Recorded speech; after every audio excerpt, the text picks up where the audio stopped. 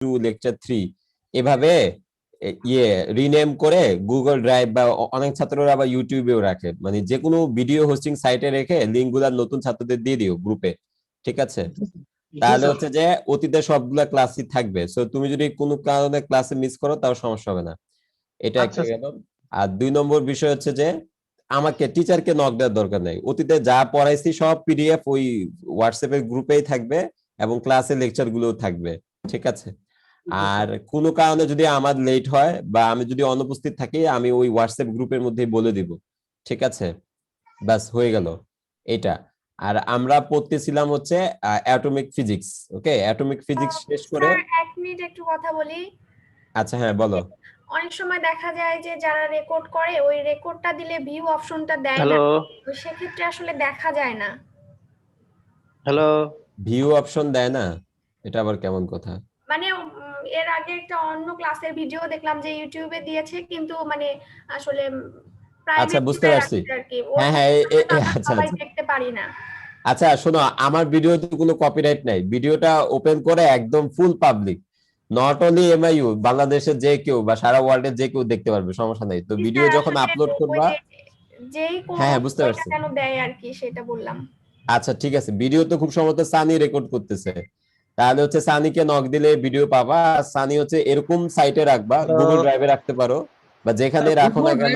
আমি লিংকটা দিয়ে দেবো, তাহলে সবাই পাবে। হ্যাঁ, আর হচ্ছে যে শেয়ারে অল, মানে কোন শেয়ারে কোনো রেস্ট্রিকশন রেখো না, রেস্ট্রিকশন থাকলে আবার ওই ইমেল দিয়ে ঢুকতে হয়, সেই পাবলিক করে দিও, যে কেউ দেখতে পাক, সমস্যা নাই। এখানে আমরা এত কোনো প্রাইভেট বিষয়ে আলোচনা করতেছি না যে বাইরের স্টুডেন্ট দেখলে সমস্যা, সবার জন্য ওপেন থাকবে, ঠিক আছে? আচ্ছা, আরেক হ্যালো হ্যালো বলতেছিল কে? আচ্ছা কোনো বিষয় নাই, ওকে। তাহলে আমরা আবার আজানের সময় হয়ে গেল। আচ্ছা আমরা একটু আলোচনা করি, আমরা অতীতে কি আলোচনা প্রথম লেকচারে আমাদের ভিডিওটা দেখে নিও, তো সেখানে ব্যাকগ্রাউন্ডটা বুঝবা, যেন ফিজিক্স পড়তেছি আমরা, এটা 4 ক্রেডিট কোর্স। আর হচ্ছে যে 4 ক্রেডিট কোর্সে যেটা হচ্ছে যে মিড টার্ম 20, ফাইনাল 40 আর ল্যাব হচ্ছে 25।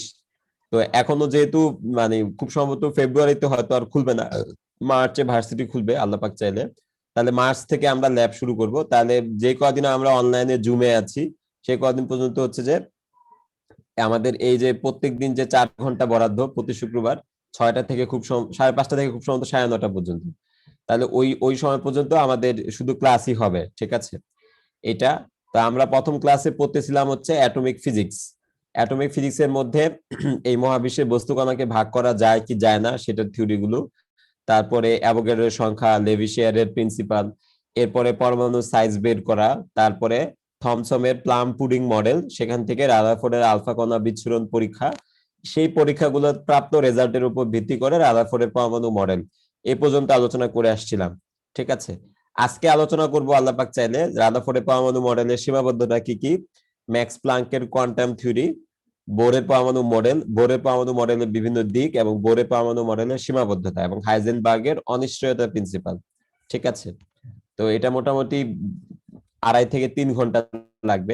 তোমাদের যদি কোনো কোশ্চেন থাকে, তাহলে আমি যে টপিকটা শেষ করব তখন ডিরেক্ট ইয়ে করলে হবে, কি বলে, জিজ্ঞেস করলে হবে। আর কারো যদি মাইক্রোফোনের সমস্যা হয় মেসেজ করতে পারো, সেক্ষেত্রে আমি তো মেসেজ চেক করার সুযোগ নেই যেহেতু আমি স্ক্রিন শেয়ার করে রাখছি, কেউ মেসেজ করলে মেসেজ যদি কোনো কোশ্চেন বা যাবতীয় দিক ইয়ে থাকে, কোয়েরি থাকে, ওইটা একটু পড়ে আমাকে বলো তাহলে হবে, ঠিক আছে? তাহলে আমরা নামাজের ব্রেকে যাব, রাদারফোর্ডের পরমাণু মডেল নিয়ে একটু কথা বলি। যে রাদারফোর্ডের পরমাণু মডেলটা আসছিল তার আলফা কণা বিচ্ছুরণ পরীক্ষা থেকে, ঠিক আছে?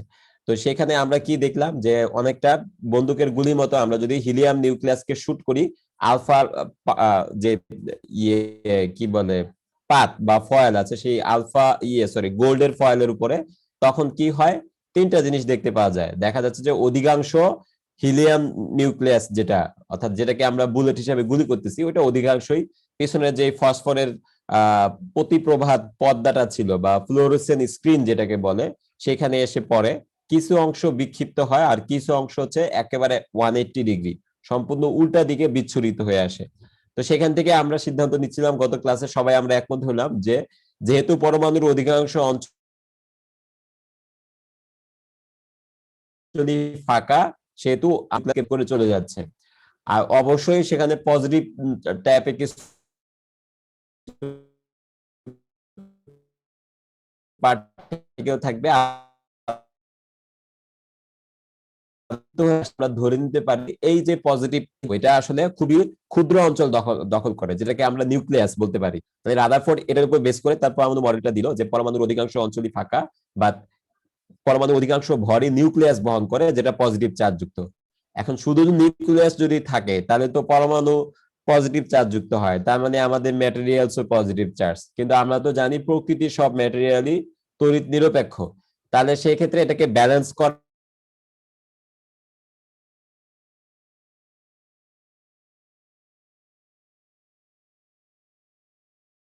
জন্য নিউক্লিয়ার, সেই জন্য এটাকে ব্যালেন্স করার জন্য সেই ইলেকট্রনটাকে রোটেট করে দিল। তাহলে কি হবে, কোন বস্তু যদি একটা বৃত্তাকার কক্ষপথে রোটেট করে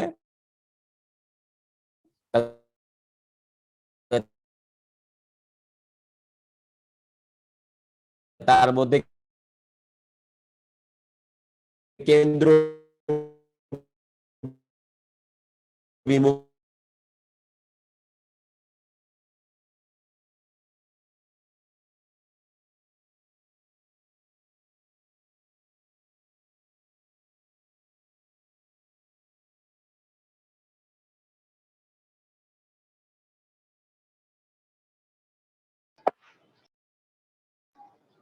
হ্যালো হ্যালো সাউন্ড সিস্টেমের সমস্যা হচ্ছে, শোনা যাচ্ছে না। হ্যালো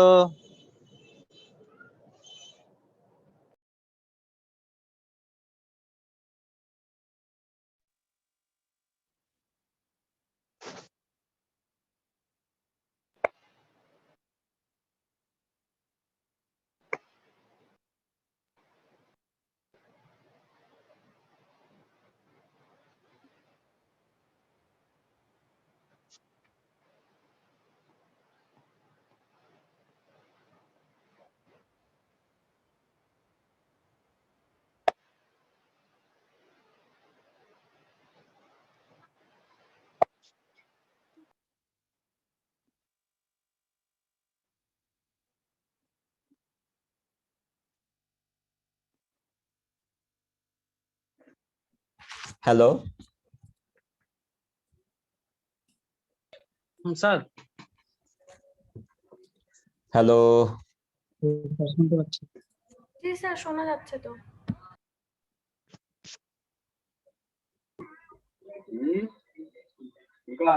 হ্যালো, স্যার শুনতে পাচ্ছি। আমি আবার ডিসকানেক্ট করলাম কখন?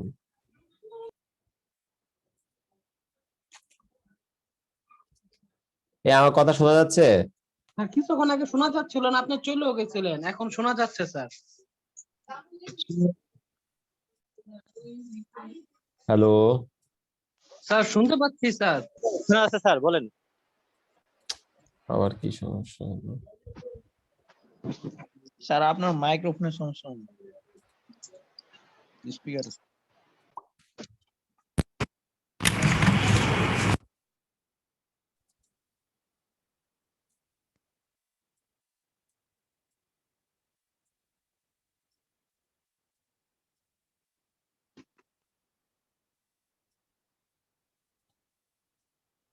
হ্যালো, জি স্যার শোনা যাচ্ছে। আচ্ছা আচ্ছা, সরি নেটে একটু প্রবলেম হচ্ছে। মানে আমার কথাগুলো শুনতে পাচ্ছিলা? কখন ডিসকানেক্ট হয়েছে এটা? স্যার তাও 2-3 মিনিট হয়ে গেছে স্যার। ও আচ্ছা, যাই হোক, মানে আমি বুঝতে পারছি ডিসকানেক্ট হয়ে গেছে, ওই নেটে একটু প্রবলেম করে এখন, ইয়ে টাইম তো, পিক আউট তো। যাই হোক, আমি রাদারফোর্ডের পরমাণু মডেল নিয়ে আলোচনা করতেছিলাম যে পরমাণু অধিকাংশ অঞ্চলই হচ্ছে ফাঁকা এবং সেন্টারে নিউক্লিয়াস থাকে, আর ইলেকট্রন গুলো হচ্ছে যে নিউক্লিয়াসকে কেন্দ্র করে রিভলভ করা ওকে। আচ্ছা, তো এটাই হচ্ছে রাদারফোর্ডের পরমাণু মডেল। এখন কেন মডেল লাগতেছে? কারণ পরমাণু দেখতে অত্যন্ত ক্ষুদ্র, মাইক্রোস্কোপে দেখা যায় না, 10⁻⁻10 মিটার। সো এটাকে আমাদেরকে এস্টিমেট করে নিতে হয়। তো যে থমসন একটা মডেল দিল, বাট সেটা কিন্তু কোনো এক্সপেরিমেন্টের উপর বেস করে না। বাট তার একটা উল্লেখযোগ্য অবদান হচ্ছে যে সে তার মডেলে ইলেকট্রনের প্রস্তাবনা করে, সেই জন্য সে নোবেল পায়। অপরদিকে রাদারফোর্ড কিন্তু ভালো একটা এক্সপেরিমেন্ট করে তারপর তার পরমাণু মডেলটা দিল, এবং এটা কিন্তু অনেক বেশি অ্যাকুরেট, কারণ এখান থেকে আমরা নিউক্লিয়াসের বা প্রোটনের কনসেপ্টটা পাই, এখান থেকে ইলেকট্রন যে নিউক্লিয়াসের চারদিকে রিভলভ করে সেই কনসেপ্টটা পাই। রাদারফোর্ডের পরমাণু মডেল অনেকটা বেশি অ্যাকসেপ্টেড থমসন মডেলের তুলনায়, কিন্তু তারপরও রাদারফোর্ডের পরমাণু মডেলের কয়েকটা সীমাবদ্ধতা আছে, যে জন্য এটা আসলে অ্যাকসেপ্ট হয় নাই এবং তারও নোবেল পুরস্কার পাওয়ার স্বপ্ন ভেস্তে গেছে।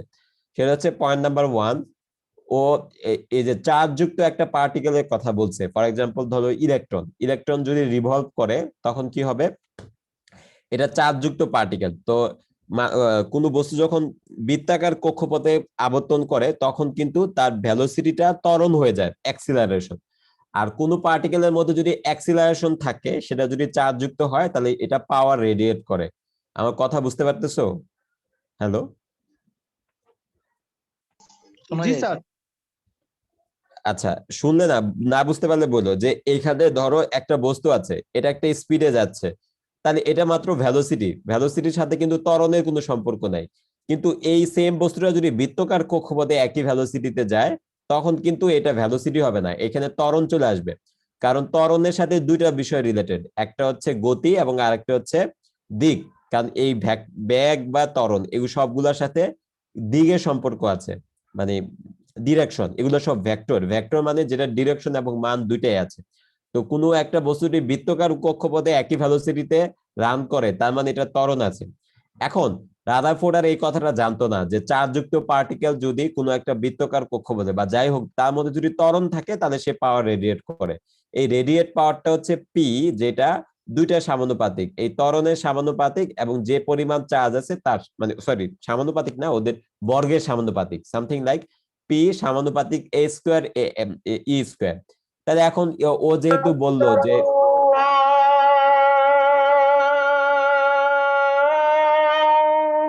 স্যার নামাজের জন্য স্যার ব্রেক দেন। আচ্ছা দিচ্ছি আমি বাক্যটা শেষ করে নেই, আচ্ছা, তুমি একটু মিউট করো। আচ্ছা আমি ব্রেক দিচ্ছি 1 মিনিট, আমি এই পয়েন্টটা শেষ করে নেই। সেটা হচ্ছে যে চার্জযুক্ত পার্টিকেল যদি রিভলভ করে তাহলে সে পাওয়ার রেডিয়েট করে, আর পাওয়ার যদি রেডিয়েট করে তাহলে কি হবে, সে তার ওই কক্ষপথে থাকতে পারবে না, সে কক্ষপথ থেকে আগের কক্ষপথে চলে আসবে। আচ্ছা মিউট করে রাখো। ঠিক আছে, তো যেহেতু না আমাদের সময় হয়ে গেছে, আমরা 15 মিনিটে একটা ব্রেকে যাচ্ছি, আর লিঙ্কটা থাকুক, কারণ আরো অন্য স্টুডেন্ট আসতে পারে। সো আমি এখানে ব্রেক লিখে রাখতেছি, আর লিঙ্কটা থাকুক, ঠিক আছে?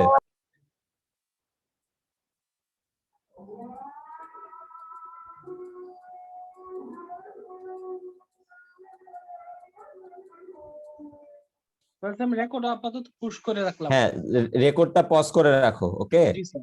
এখন নামাজের ব্রেক, যেহেতু জামাতে নামাজ পড়তে সময় লাগে, 15 মিনিট পরে আমরা আবার স্টার্ট করব। আর জি স্যার। ভিডিও আর ইয়েটা ব্রেক করে রাখো, ওকে? তাহলে হ্যাঁ জি ঠিক স্যার। আছে। জি স্যার। ওইখানে মোবাইল নাম্বার দিলে হবে? হবে। এখানে দিয়ে দেন এখন।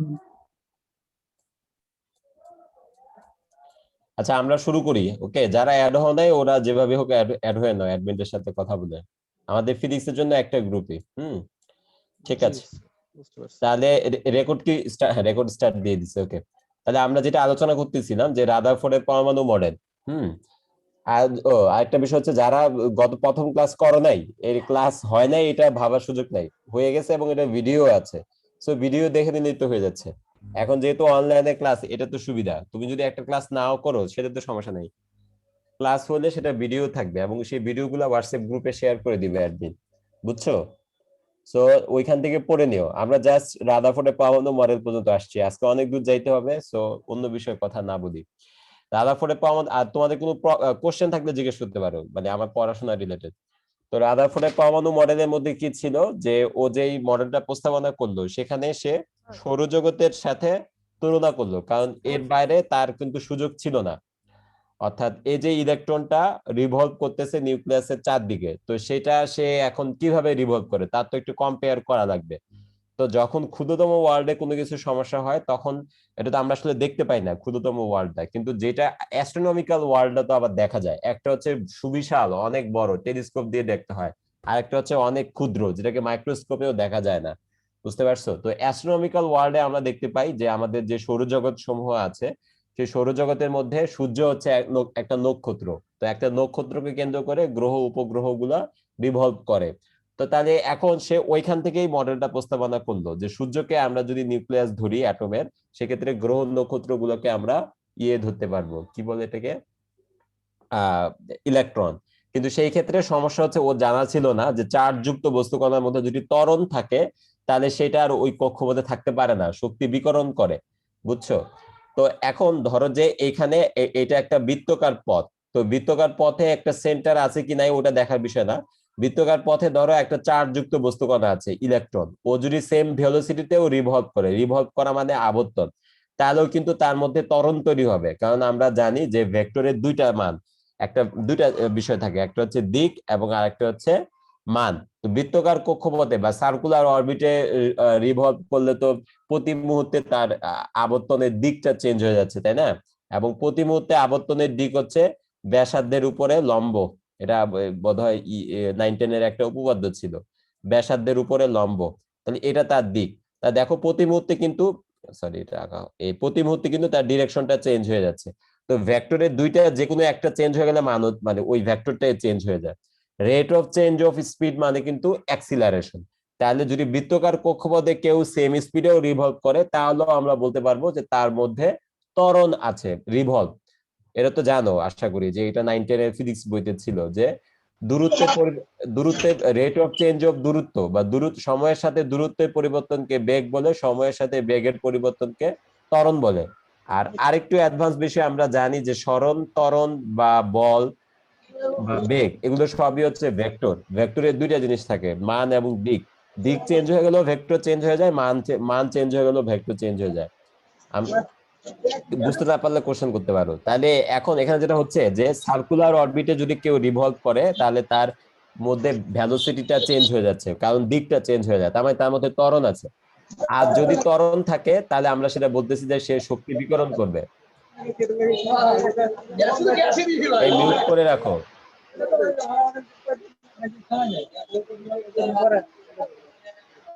শব্দ আসতেছে কার কাছ থেকে?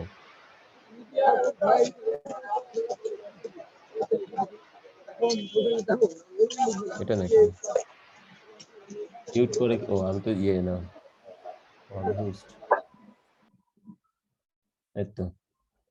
কেউ যদি কোশ্চেন করো তখন হচ্ছে আনমিউট করে কোশ্চেন করবে, আদারওয়াইজ মিউট থাকবে। বুঝতে পারছো? স্যার শুনতে পাচ্ছেন? হ্যাঁ শুনতে পাচ্ছি। স্যার এই তো তামিমকে একটু অ্যালাউ কোনো করে কোশ্চেন দিবেন? আছে? আমি রেকর্ড চালু করতে চাচ্ছিলাম। আরে রেকর্ড তো হচ্ছে, প্রথম ক্লাসের রেকর্ডটা হচ্ছে হোয়াটসঅ্যাপে পাবা, আর দ্বিতীয় ক্লাসে তো রেকর্ড হচ্ছে। আচ্ছা thank you sir, thank you. তোমাদের কোনো কোশ্চেন থাকলে বলতে পারো, এই আনুষঙ্গিক বিষয়ে কোশ্চেন করে কি হবে? তুমি কি রেকর্ড করতে চাচ্ছ সেটা বলছো? হ্যাঁ জি স্যার। হ্যালো, জি জি জি আচ্ছা তোমার পারমিশন দিয়ে দিচ্ছি, তুমি রেকর্ড করো। তোমার নাম কি? তামিম? জি। হ্যাঁ তোমার কো-হোস্ট করে দিচ্ছি, তুমি রেকর্ড করতে পারবে, সমস্যা নেই। চাইলে মাল্টিপল স্টুডেন্ট রেকর্ড করতে পারো, সমস্যা নেই। তাহলে হচ্ছে যে ও একজনের মেশিন নষ্ট হলে আরেকজনের কাছে থাকবে, তবে একজন এটা শেয়ার করে দিবা তাহলে হবে। এই যে তুমি রেকর্ড দিছো ক্লাউড সার্ভারে, ক্লাউড সার্ভারে তো রেকর্ড হবে না, তোমার লোকাল মেশিনে রেকর্ড করতে হবে। হ্যালো, জি জি। আচ্ছা যাই হোক, আমরা পড়াশোনার মধ্যে থাকি, পড়াশোনা রিলেটেড বিষয় হলে কোশ্চেন করো। তো এখন যেটা হচ্ছে যে যদি ত্বরণ থাকে তো তাহলে যেটা হচ্ছে যে সে তার মধ্যে শক্তি বিকরণ হয়, তাহলে এই শক্তি বিকরণটা হচ্ছে পি। তাহলে আমরা দেখতে পাচ্ছি যে পি সমানুপাতিক এ স্কোয়ার ই স্কোয়ার। এ হচ্ছে তার ত্বরণ, ই হচ্ছে তার ইলেকট্রনের চার্জ। তো চার্জযুক্ত বস্তু কণার মধ্যে ত্বরণ থাকলে সে শক্তি বিকরণ করবে। এটা একটা বিষয় গেল। আর আরেকটা বিষয় কি, সেটা হচ্ছে যে ইলেকট্রনের বর্ণালী ব্যাখ্যা করতে পারে না। বর্ণালী কি জিনিস সেটা বলা তো কঠিন। সে ধরো এই যে আমরা জানি যে আমাদের পর্যায় সারণী পড়ে আসছো আশা করি ডিপ্লোমাতে, পর্যায় সারণীতে 92 এর বা তার উপরে যে মৌলগুলো থাকে তাদেরকে আমরা রেডিও অ্যাক্টিভ বা তেজস্ক্রিয় বলে থাকি। তো রেডিও অ্যাক্টিভ গুলো কি হয়, যে মৌলিক পদার্থ অবস্থায় সে শক্তি বিকরণ করতে করতে সে ডিকে করে এবং সময়ের সাথে সে তার অ্যামাউন্টটা কমে যায়, ডিকে রেট। কিন্তু এর বাইরেও, সেটা তো 92 বা তার উপরে, মানে যেগুলো নিউক্লিয়াসে পারমাণবিক ভর বেশি সেটা আমরা অনুভব করতে পারি, কিন্তু এর বাইরেও প্রতিটা রাসায়নিক পদার্থই কিন্তু, মানে মৌলিক পদার্থই কিন্তু বিকরণ করে। তাহলে এই বিকরণটা কি? বিকরণটা হচ্ছে ইলেকট্রনের জাম্প দেওয়ার জন্য। আমরা একটু পরেই পড়বো যে এই যে বিভিন্ন রকম এই যে স্তরগুলো আছে, সেই স্তরগুলো থেকে ইলেকট্রন গুলো জাম্প দেয়, এক স্তর থেকে অন্য স্তরে জাম্প দেয়। তো যখন ধরো যে এটা হচ্ছে 3rd ফ্লোর আর এটা হচ্ছে 4th ফ্লোর, তুমি যদি 3 নম্বর স্তর থেকে 4 নম্বর স্তরে যেতে চাও বা 3 তলা থেকে 4 তলায় যেতে চাও, তাহলে তোমার কি শক্তি বেশি লাগবে না কম লাগবে? বেশি লাগবে। লাগবে। তাহলে তোমার আরো এক্সট্রা শক্তি লাগবে। তুমি একটা এনার্জি ড্রিঙ্ক খাবা, ড্রিঙ্ক খাওয়ার পর শক্তি হবে, সেই শক্তি দিয়ে 3 তলা থেকে 4 তলায় লাফ দিয়ে যাবা। তার মানে যত উপরে তলায় উঠবা তত বেশি শক্তি লাগবে। তো সেটাকে আমরা বলতেছি ফোটন। ফোটন মানে হচ্ছে শক্তির একক। ফোটনকে লেখে এইচ নিউ। তো এখন একটা ইলেকট্রন একটা ফোটন বা এইচ নিউ কে অ্যাবজর্ব করে, মানে শোষণ করে নেয় বা শক্তিটা নিয়ে নেয়। নিয়ে তার যখন শক্তি বেশি হয় তখন সে লাফ দিয়ে উপরের স্তরে চলে যায়। আবার সিমিলারলি ধরো যে একটা ইলেকট্রন একটা উপরের তলায় আছে, সে যদি নিচের স্তরে যেতে চায় তাহলে তাকে শক্তি কি করতে হবে? বিকরণ করতে হবে। তো এইভাবে সে এইচ নিউ শক্তি বিকরণ করে। শক্তি কখন শোষণ করে? যখন সে উপরের স্তরে যেতে চায়। আর যখন সে নিচের স্তরে যেতে মানে চলে আসতে চাবে তখন তাকে শক্তি বিকরণ করতে হবে। এই যে শক্তি বিকরণ করতেছে এটা তো একটা ফ্রিকোয়েন্সি থাকে, এইচ নিউ। ফোটন, ফোটন হচ্ছে লাইটের একক। তো এইটাই কিন্তু লাইট হিসাবে পাওয়া যায়। তো এখন দেখো হাইড্রোজেন, তার মধ্যে একটা প্রোটন একটা ইলেকট্রন, হিলিয়াম দুইটা প্রোটন দুইটা ইলেকট্রন, বা হাইড্রোজেন হিলিয়াম নিয়ন, তারপরে কি ছিল যে hydrogen helium lithium beryllium boron carbon nitrogen, এগুলো পারমাণবিক সংখ্যা 1 2 3 4 5 6, এগুলাতে একটা দুইটা তিনটা চারটা পাঁচটা করে ইলেকট্রন আছে। তো এখন যত বেশি ইলেকট্রনের সংখ্যা বাড়বে ততই কিন্তু ইলেকট্রনের জাম্প দিয়ে উপরের স্তরে যাওয়া বা নিচের স্তরে আসার একটা প্রবণতা থাকে। তার মানে ওই মৌলিক পদার্থগুলো ক্রমান্বয়ে শক্তি বিকরণ করতে থাকে, লাইট। এই লাইট গুলা কিন্তু বর্ণালীতে আবার দেখা যায়। সবচেয়ে সিম্পল বর্ণালী কার? হাইড্রোজেনের একটা মাত্র ইলেকট্রন। তারপরে কার? হিলিয়াম, হিলিয়ামের দুইটা। তারপরে লিথিয়াম, লিথিয়ামের তিনটা। হাইড্রোজেন আর হিলিয়াম একই রকম, কারণ দুইটাতে একটা স্তরই। কিন্তু লিথিয়ামে যেহেতু দুইটা স্তর, কারণ তিনটা ইলেকট্রন, তাহলে দুইটা ইলেকট্রন প্রথম স্তরে থাকবে, তৃতীয় ইলেকট্রনটা দ্বিতীয় স্তরে থাকবে। তা সেইখানে কিন্তু জাম্প দেওয়ার একটা সম্ভাবনা থাকে। যদি উপরের স্তর থেকে জাম্প দিয়ে নিচের স্তরে চলে আসে তখনই কিন্তু আলো বা লাইট বা ফোটন বিকিরণ করবে। সেই ফোটনটাই হচ্ছে বিকিরিত রশ্মি। এখন এই যে মৌলিক পদার্থের মধ্যে ইলেকট্রন আছে বিভিন্ন শক্তি স্তরের মধ্যে থাকে এবং ওরা যে জাম্প দিচ্ছে, জাম্প দিয়ে উপরে বা নিচের স্তরে যায়, সেখান থেকে যে ফোটন গুলা বিকিরিত হয় সেই বিকিরণ গুলো আমরা একটা প্যাটার্ন কিন্তু পাই। সেই প্যাটার্নটা ওই মৌলিক পদার্থের জন্য ইউনিক। ইউনিক মানে স্বতন্ত্র, কারণ এক একটা মৌলিক পদার্থের এক এক রকম ইলেকট্রন আছে। দুইটা মৌলিক পদার্থের ইলেকট্রনের সংখ্যা কখনো এক না। যেমন হাইড্রোজেনের একটা, হিলিয়ামের দুইটা, লিথিয়ামের তিনটা, বেরিলিয়ামের চারটা, বোরনের পাঁচটা, কার্বনের ছয়টা। তো এইভাবে কখনো 6 ইলেকট্রন বিশিষ্ট কার্বন নাই, কিন্তু এক একটা এক এক রকম। তো এই জন্য এক একটা বর্ণালীও এক এক রকম হয়। এই বর্ণালীকে স্পেকট্রাম বলে। তো সেই 1900 রাদারফোর্ড এই পরমাণু মডেল দেয় 1911 সালে। তখনও কিন্তু এই বর্ণালীটা আমাদের জানা ছিল। তো মানুষজন তখন এক্সপেক্ট করতো যে পরমাণু ইন্টারনাল স্ট্রাকচার তো আমরা জানি না, বা পরমাণুর ইন্টারনাল স্ট্রাকচারটা এরকম হওয়া উচিত যাতে করে এই যে hydrogen helium lithium beryllium boron carbon nitrogen oxygen ওরা যে বর্ণালীটা দেয় সে বর্ণালীটা আমরা ব্যাখ্যা করতে পারবো এটা কেন আসে। কিন্তু রাদারফোর্ডের পরমাণু মডেলে কিন্তু ইলেকট্রনের জাম্প দেওয়া বা শক্তি বিকিরণ করা এই ব্যাপারে কোনো প্রশ্নের উত্তর নাই বা সদুত্তর নাই। এটা আসলে হাইড্রোজেনের বর্ণালী ব্যাখ্যা করতে পারে না। এইটা কিন্তু একটা বড় সীমাবদ্ধতা, কারণ ওই সময়ে একটা পরমাণুর অ্যাকসেপ্টেড মডেলকে অবশ্যই বর্ণালী ব্যাখ্যা করতে সক্ষম হওয়া দরকার ছিল, কিন্তু রাদারফোর্ড এটা পারে নাই। বুঝতে পারছো? হ্যালো, জি স্যার। কোনো কোশ্চেন আছে? বুঝতে পারছি। নাই। আচ্ছা, তাহলে এখন তাহলে রাদারফোর্ডের পরমাণু মডেলের দুইটা ভালো সীমাবদ্ধতা আমরা পেলাম। প্রথম সীমাবদ্ধতা হচ্ছে যে এইটা এই যে ইলেকট্রন চার্জযুক্ত কণিকা রিভলভ করে নিউক্লিয়াসের চারদিকে, এটা কিন্তু সে কাউন্ট করে নাই রাদারফোর্ড। এজন্য চার্জযুক্ত বস্তু কণা যদি অ্যাক্সিলারেশন বা ত্বরণ থাকে তখন সে যদি আবর্তন বা রিভলভ করে সেক্ষেত্রে শক্তি বিকরণ করবে। শক্তি বিকরণ করলে দেখো আগে তো বললাম যে উপরের স্তরের শক্তি বেশি, নিচের স্তরের শক্তি কম। তো এখন একটা ইলেকট্রন যদি শক্তি বিকরণ করতে থাকে যে বললাম এইচ নিউ আকারে, তাহলে ও তো আর এই স্তরে থাকতে পারবে না, কারণ তোমার একটা স্তরে থাকতে হলে একটা ফিক্সড অ্যামাউন্ট শক্তি লাগবে। যদি সে শক্তি বিকিরণ করে দেয় তাহলে সে কি হবে, তার স্তরটাও আস্তে আস্তে কেন্দ্রের কাছাকাছি চলে আসবে। এটাকেই বলে স্পাইরাল বা সর্পিল আকার। অনেকে স্পাইরাল বন্ডিং করে বিভিন্ন ডকুমেন্টের। এরকম স্পাইরাল বন্ডিং করতে করতে কি হবে, এই কেন্দ্র বা নিউক্লিয়াসে পতিত হবে। কারণ তুমি যত দূরে থেকে আবর্তন করবা তত বেশি শক্তি লাগবে, কিন্তু ও যদি শক্তি বিকিরণ করে চার্জযুক্ত পার্টিকেল, সে তো এত দূরে থেকে আবর্তন করতে পারবে না, সে আস্তে আস্তে কাছে চলে আসবে। কাছে তো প্রথমে ধরো অনেক দূরে আবর্তন করে, পরে আস্তে আস্তে সে কাছে চলে আসবে। এটাকেই বলে স্পাইরাল। তো স্পাইরাল করতে করতে এক সময় নিউক্লিয়াসে চলে আসবে। তো ইলেকট্রন যদি নিউক্লিয়াসে পতিত হয় তাহলে তো আর নেগেটিভ পার্টিকেলের অস্তিত্ব থাকতেছে না। তো নেগেটিভ পার্টিকেল না থাকলে ইলেকট্রন মানে আমাদের পরমাণু তো পজিটিভ চার্জ যুক্ত হচ্ছে, কারণ নিউক্লিয়াসের মধ্যে প্রোটন বা পজিটিভ চার্জ আছে। তো এখন অ্যাটম যদি পজিটিভ চার্জ যুক্ত হয় তাহলে ম্যাটেরিয়ালও পজিটিভ চার্জ যুক্ত। তাহলে আমাদের বস্তু জগতের চারপাশে যত আমরা পদার্থ দেখি, যেমন আলো, বাতাস, মাটি বা আরো যেই পদার্থগুলো, সবই তাহলে চার্জ যুক্ত হবে, কিন্তু এটা তো সবই তো তড়িৎ নিরপেক্ষ। তার মানে বিষয় হচ্ছে অ্যাটম তড়িৎ নিরপেক্ষ হতে হবে। অ্যাটম তড়িৎ নিরপেক্ষ হতে হলে অফকোর্স ঋণাত্মক চার্জযুক্ত পার্টিকেল থাকা লাগবে, কারণ ধনাত্মক চার্জযুক্ত নিউক্লিয়াস বা পজিটিভ চার্জযুক্ত নিউক্লিয়াসের অস্তিত্ব তো এটা আমরা বুঝতেই পারতেছি, আলফা কণা বিচ্ছুরণ পরীক্ষার মাধ্যমে তো এটা ক্লিয়ার। সো ইলেকট্রনের নিউক্লিয়াসে পতিত হওয়ার মাধ্যমে আসলে কিন্তু পরমাণু মডেলের অস্তিত্বটাই ভুল প্রমাণিত হচ্ছে। তো রাদারফোর্ড অনেক সুন্দর একটা এক্সপেরিমেন্ট করে তার একটা মডেল দিলেও কিন্তু এটা আসলে বিজ্ঞানীদের কাছে অ্যাকসেপ্টেড হয় নাই, কারণ চার্জযুক্ত পার্টিকেল রিভলভ করলে ইলেকট্রন বিকিরণ করবে, এটার ব্যাখ্যা রাদারফোর্ড দিতে পারে না। একইভাবে বর্ণালীর ব্যাখ্যাও রাদারফোর্ড দিতে পারে না।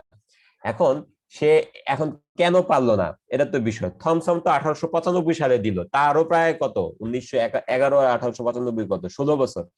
16 বছর পরেও কেন রাদারফোর্ড দিতে পারলো না, তার কারণ হচ্ছে যে 19 শতাব্দীতে আবার ফিজিক্সে আরেকটা রিভলিউশন হয়। এতদিন পর্যন্ত যে ফিজিক্সটা চলতেছিল সেটাকে আমরা বলতেছিলাম ক্লাসিক্যাল ফিজিক্স, নিউটনের যে ফিজিক্স। এখন বললেন না, যেমন ক্লাসিক্যাল মিউজিক, তারপরে আসলো পপ মিউজিক, এরপরে আসলো রক মিউজিক, এখন মাঝখানে আবার আসছিল র্যাপার মিউজিক। মানে এক এক সময় এক একটা ইয়ে থাকে। জাস্ট মিউজিকে বললাম, লিটারেচারও একই অবস্থা, সিম্পলি সায়েন্সেও একই অবস্থা, বিশেষ করে ফিজিক্সেও একই অবস্থা। ফিজিক্সের মধ্যে ক্লাসিক্যাল ফিজিক্স হচ্ছে নিউটনের গতিসূত্রের ফিজিক্স, কিন্তু 1900 শতাব্দীতে একটা রিভলিউশন হয়। একদম 1900 মানে বিংশ শতাব্দীর শুরুতে 1900 সালে ম্যাক্স প্লাং, খুবই প্রবীণ, একদম বয়স 70-80-র উপরে, তো সুইডিশ বিজ্ঞানী, সুইডেনের। তো সে একটা কনসেপ্ট দিল কোয়ান্টাম ফিজিক্স নামে। ঠিক আছে, কোয়ান্টাম ফিজিক্স আসার পরেও আগেকার দিনে নিউটনের যত সূত্র ছিল সবগুলা ইনভ্যালিড, মানে ওটা আসলে বড় বস্তুর জন্য প্রযোজ্য, কিন্তু মাইক্রো ওয়ার্ল্ড যেখানে বস্তুটা ক্ষুদ্র, ক্ষুদ্র ওয়ার্ল্ডের জন্য হচ্ছে যে কোয়ান্টাম ফিজিক্সের বিকল্প নাই। আবার কিছুদিন পরে আসলো হচ্ছে আইনস্টাইনের স্পেশাল রিলেটিভিটি, বৃহৎ আকার অ্যাস্ট্রোনমিক্যাল ওয়ার্ল্ডের জন্য স্পেশাল রিলেটিভিটি। আমাদের আর্টলি বা দুনিয়াতে বস্তু জগতে যে বস্তুগুলো দেখতে পাই সেটার জন্য নিউটনের ফিজিক্স বা ক্লাসিক্যাল ফিজিক্স। আবার যখন আমরা মাইক্রো ওয়ার্ল্ডে চলে যাব, যেখানে সবকিছু ক্ষুদ্র, যেগুলো অনুবীক্ষণ যন্ত্র দিয়ে দেখা যায় না বা অনেক ক্ষুদ্র, এগুলোর জন্য হচ্ছে কোয়ান্টাম ফিজিক্স।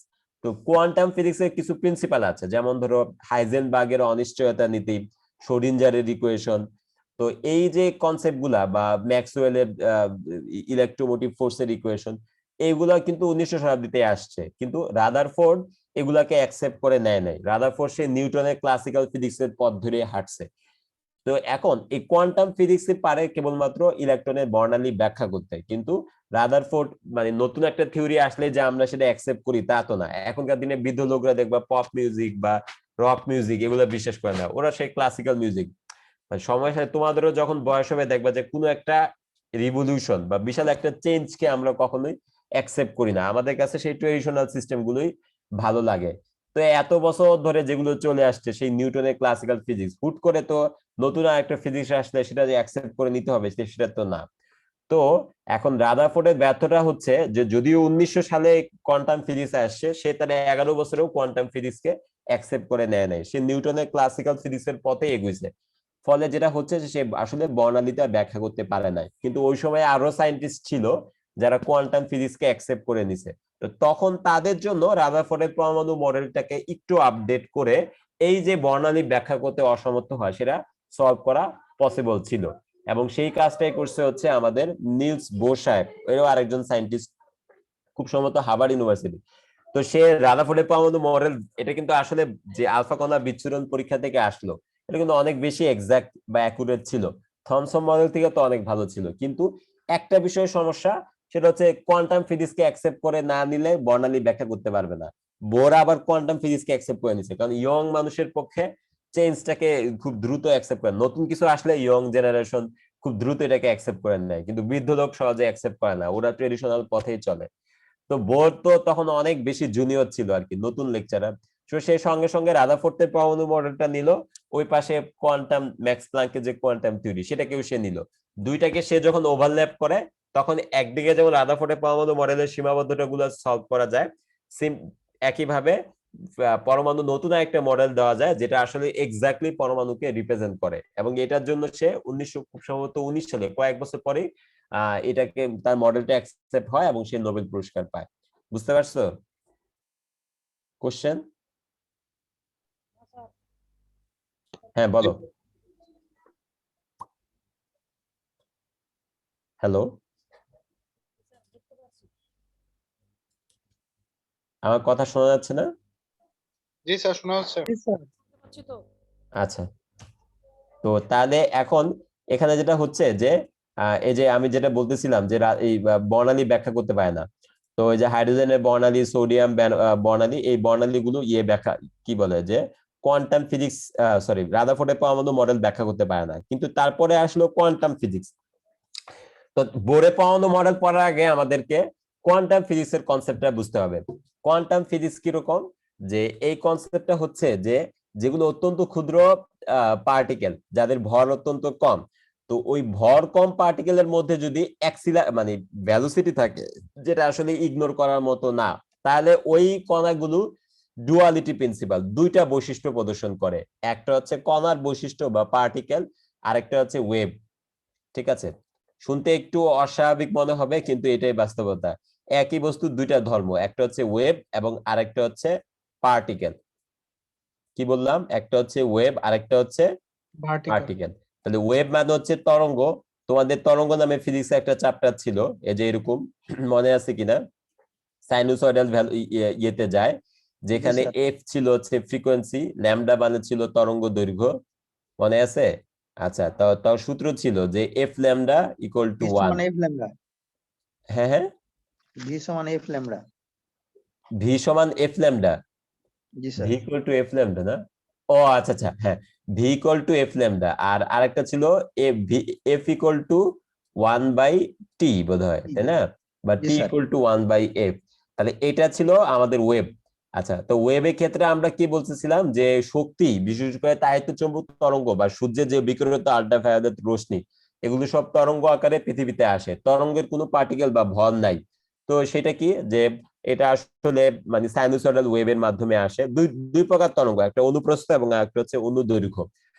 তো সাইনুসয়েডাল ওয়েভের ক্ষেত্রে কি হয়, যে তরঙ্গ দৈর্ঘ্য মানে একটা কমপ্লিট সাইকেলে যেটুকু পথ অতিক্রম করে, আর কম্পাঙ্ক মানে হচ্ছে যে 1 সেকেন্ডে যতগুলো পূর্ণ তরঙ্গ দৈর্ঘ্য সম্পন্ন হয়।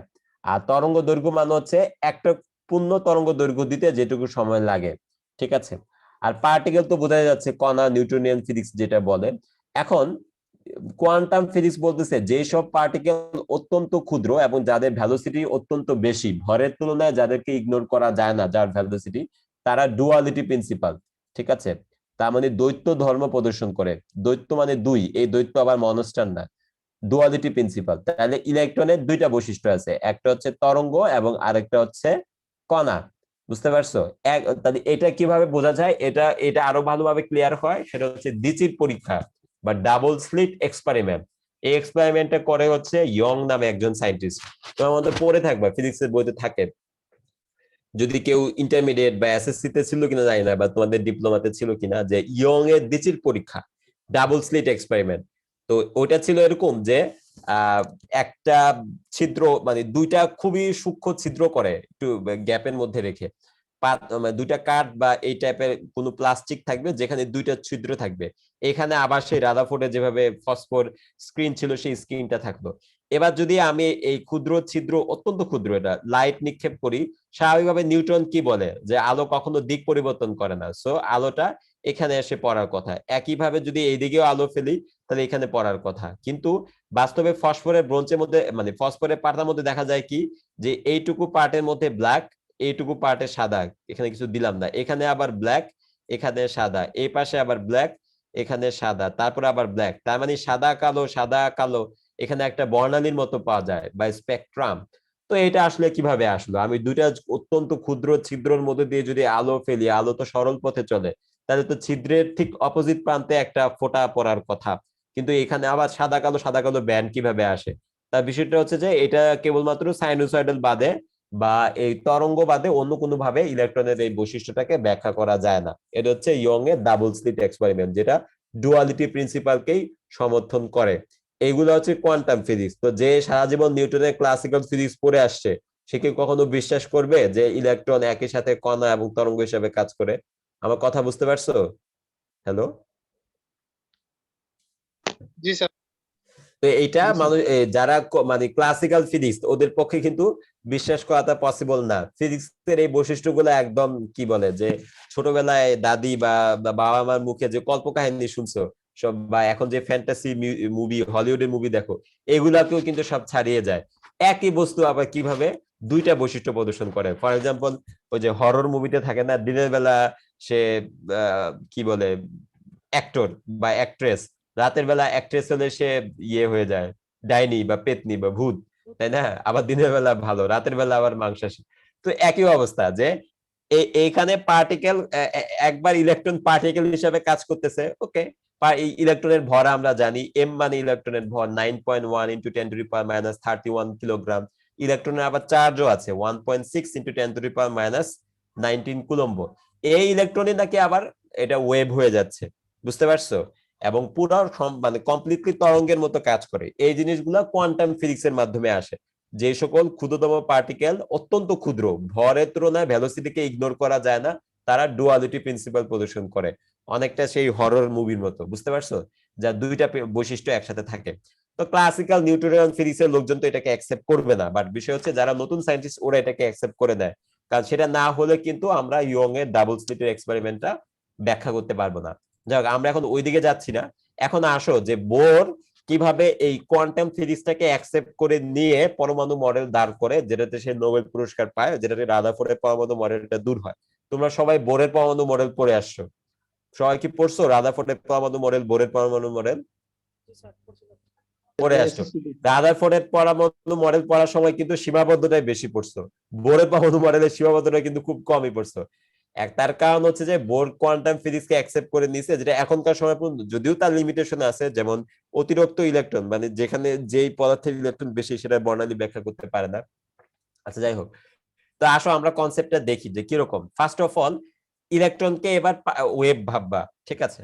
তো একটা ওয়েভ যদি কোনো একটা সার্কুলার পথে রিভলভ করে, মানে দেখো যে কিভাবে আমরা কোয়ান্টাম ফিজিক্সের কনসেপ্টটা এই অ্যাটমের মধ্যে নিয়ে এসে নতুন একটা পরমাণু মডেল প্রস্তাবনা করি। আমার কথা কি বুঝতে পারতেছো? হ্যালো, তোমাদের কি বোর্ডের পরমাণু মডেল বিস্তারিত ছিল ডিপ্লোমাতে? ওই যে 9 যেভাবে ছিল ঠিক সেইভাবেই ছিল। ও, মানে আমি আসলে ডিপ্লোমা সিলেবাসটা জানি না, ইন্টারমিডিয়েটের তো বইগুলো অ্যাভেলেবেল, ডিপ্লোমা তো অ্যাভেলেবেল না। এখন যদি এরকম হয় যে কোনো তথ্য এগুলা আসলে তোমরা পড়ে আসছো, তাহলে বলো, আমি স্কিপ করে যাব। আর যদি এরকম হয় যে এটা জানো না, আরো ডিটেলস বলতে হবে, তাহলে বলো, আমি আরো ডিটেলস বলবো, বুঝতে পারছো? স্যার সবারটা বলতে পারি না স্যার, আমি তো স্যার ডিপ্লোমা, আপনি ফিজিক্স পড়ছিলাম স্যার 2012 সালে স্যার, আমার তো খেয়াল নাই স্যার কিছু। ওইটাই তো আমাদেরও একই অবস্থা। আচ্ছা, ফিজিক্স তো এগুলা তো একদম কমন ফিজিক্স, দেখা যাচ্ছে অনেকেরই জুনিয়র ভাই বা রিলেটিভস অনেকে ফিজিক্স পড়ে না ইন্টারমিডিয়েট এসএসসি, বা এই জিনিসগুলা তো কমন। আমি তো খুব রেয়ার ফিজিক্স বলতেছি না, যে পারমাণবিক চুল্লি বা অ্যাটমিক নিউক্লিয়ার ফিজিক্স, এগুলো একদম কমন ফিজিক্স, এগুলো সবারই জানা দরকার, বুঝতে পারছো? এই জন্য আমি সব বলে বলে আসতেছি, অন্য ব্যাচ হলে আমি আরো দ্রুত চলে যেতাম। স্যার স্কিপ করার কোনো প্রয়োজন নাই, আপনি একটু ক্লিয়ারলি মানে ফার্স্ট থেকে এভাবেই বলে যান, তাহলে আমাদের জন্য একটু উপকার হবে। কারণ হয়তো অনেকেই দেখা যায় অনেক আগে পড়ে নিছে, এতটা সঠিক জানা নাই, তো আমাদের একটু পড়লে জেনে নিলেই ভালো হয়। আচ্ছা স্কিপ করার দরকার নেই স্যার। আচ্ছা, ঠিক আছে, আমি বলে বলে আসতেছি সবকিছু, সমস্যা নেই। এখন ওকে স্যার, থ্যাংক ইউ। হ্যাঁ, তুমি একটু মিউট করো, তোমার ব্যাকগ্রাউন্ডে শব্দ আসতেছে। কোশ্চেন করার সময় আনমিউট করবে, আদারওয়াইজ মিউট করে রাখবা।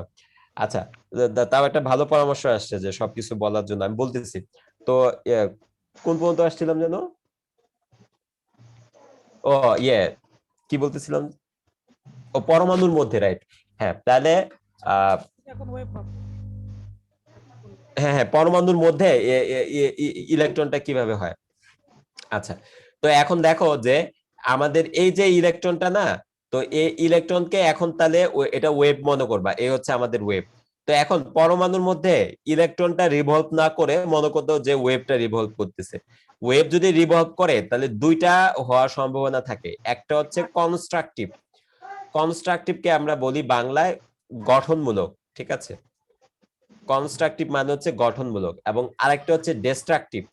ডিস্ট্রাকটিভ মানে হচ্ছে ধ্বংসাত্মক, বুঝতে পারছো? ডিস্ট্রাকটিভ মানে বিষয়টা একটা এরকম যে নতুন একটা, ধরো কি বলবো, একটা আবাসিক এলাকা, এবার একজন নেতৃত্ব নির্বাচিত হইলো, লিডার, সে খুব গঠনমূলক, তাহলে সে কি করবে? ওই প্রদেশের উন্নয়ন সাধন করবে, সামথিং লাইক স্কুল, কলেজ, মসজিদ, মাদ্রাসা নির্মাণ করা বা লেখাপড়া ইত্যাদি গুলো। আরেকজন লিডার হলো সন্ত্রাসী, তাহলে ও কি করবে? দুর্নীতি, মাদক, অপহরণ, সমাজটা একদম ধ্বংস করে দিবে। একই অবস্থা এই ইলেকট্রনের জন্য। কোন একটা ইলেকট্রন যদি সার্কুলার অরবিটে রিভলভ করে, তাহলে ও যদি কনস্ট্রাকটিভ ইন্টারফিয়ারেন্স হয়, তাহলে সে ওই সার্কুলার পথে থাকবে। আর যদি তার ডিস্ট্রাকটিভ ইন্টারফিয়ারেন্স হয়, তাহলে সে ওই সার্কুলার অরবিটকে ধ্বংস করে দিবে। বুঝতে পারছো? হ্যালো? জি স্যার। আচ্ছা, তাহলে কখন কনস্ট্রাকটিভ হবে? দেখো, আমি ধরো এখানে আছি, এখন কিন্তু ইলেকট্রনকে আর পার্টিকেল ধরার সুযোগ নেই, এখন ইলেকট্রনকে ধরবা ওয়েভ। কারণ আমরা বলতেছি যে পরমাণুর মধ্যে ইলেকট্রন যখন সার্কুলার অরবিটে রিভলভ করে তখন সেটা একটা ওয়েভ। এই কথা কে বললো? Nils bore. বোর কেন বললো? কারণ বোর একটু তো অ্যাকসেপ্ট করে নিছে কোয়ান্টাম ফিজিক্স, যেটা রাদারফোর্ড করে নাই। আচ্ছা, এখন দেখো এই ইলেকট্রনটাকে যদি আমরা এটাকে কি বলি, যদি আমরা এটাকে তরঙ্গ ধরি, তাহলে এখন কি হচ্ছে? এরকম হওয়ার অপশন আছে, একটা ওয়েভ হলো, ঠিক আছে? একটা ওয়েভ। তারপরে আসো এই দুইটা ওয়েভ, ওকে। আচ্ছা, তাহলে এই হওয়ার পরে এই তিনটা ওয়েভ। আচ্ছা, বলো তো এটা কি কনস্ট্রাকটিভ ইন্টারফারেন্স হলো না ডিস্ট্রাকটিভ ইন্টারফারেন্স হলো?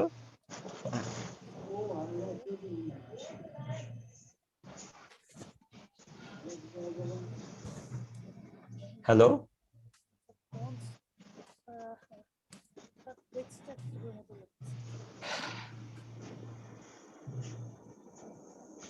ট্রাই করো। এটা তো লাগেনি, লাগলে তো হয়তো মানে লাগছে। হ্যাঁ, লাগে নাই, তার মানে এটা ভগ্নাংশ হচ্ছে। এখন যদি আমরা পুরা ফুল ওয়েভ দেখি, তাহলে এই যে এইটুকু দেখি যদি, তাহলে দেখো যে আসলে একটা, দুইটা এবং তিনটা না হয়ে আড়াইটা হয়েছে, তাই না? অর্ধেক। তো এখন যদি এটা আড়াইটা হয়, তাহলে কি সমস্যা হবে? কারণ ও তো রোটেট বা রিভলভ করতেই থাকে, রিভলভ করতে গেলে এরকম হবে না, কন্টিনিউয়াসলি তো এরকম হতেই থাকবে। তাহলে এখন যদি এরকম হয়, তাহলে দেখো একবার উপরে থাকতেছে, আরেকবার নিচে থাকতেছে। এখন ধরো এটা যদি শূন্য একটা লাইন, শূন্য লাইনে এটা যদি পজিটিভ 5 হয় আর এটা যদি নেগেটিভ 5 হয়, তাহলে তো একটা আরেকটাকে কি করবে? নিউট্রালাইজ করে ফেলবে। সো এটা লাগে নাই, তাহলে এটাকে আমরা বলতেছি ডিস্ট্রাকটিভ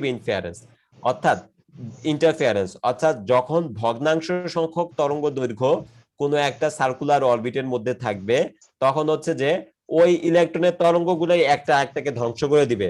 অনেকটা যেটা বলতেছিলাম যে কারাপ্ট পলিটিক্যাল লিডার যেমন একটা আবাসিক এলাকাকে ধ্বংস করে দিতে পারে, সিমিলারলি একটা ইলেকট্রন কোন একটা সার্কুলার অরবিটে থাকলে তাতে যদি ভগ্নাংশ সংখ্যক, যে কোনো ভগ্নাংশ হতে পারে 2.5, 2.6, 3.5, পূর্ণ সংখ্যা না হলে কিন্তু সেখানে আসলে শান্তি থাকবে না, এটা ধ্বংস হয়ে যাবে। বাট এখন আমি একটা উদাহরণ দিচ্ছি। ফর এক্সাম্পল, ধরো এটা একটা সার্কুলার অরবিট। এই সার্কুলার অরবিটে ধরো এই যে একটা তরঙ্গ, ঠিক আছে? কয়টা তরঙ্গ এখানে? একটা। তারপরে আরেকটা দিলাম দুইটা, ঠিক আছে? এরপরে আরেকটা দিলাম তিনটা। তাহলে এখন যদিও আকাশ সুন্দর হয় না, এখন কয়টা আছে এখানে? কয়টা হলো বলো তো? তিনটা। তাহলে এখানে কি এখন কনস্ট্রাকটিভ হচ্ছে নাকি ডিস্ট্রাকটিভ হচ্ছে? এখন দেখো যে তারপরেরটা কিন্তু এইটার উপর দিয়ে যাবে, তাই না? এরপরেরটা এটার উপর দিয়ে যাচ্ছে। এখানে তো দেখো একটা একটাকে প্লাস মাইনাস করার বা নিউট্রালাইজ করার কোনো সুযোগ নাই। সিমিলারলি এটা এটার উপর দিয়ে যাচ্ছে, সো এটা কনস্ট্রাকটিভ ইন্টারফেয়ারেন্স। ঠিক আছে, আচ্ছা এখন আরেকটা উদাহরণ দেই তো, বলো তো যে এটা কি। আমি একটা সার্কুলার অরবিট আঁকলাম, অরবিট একে এই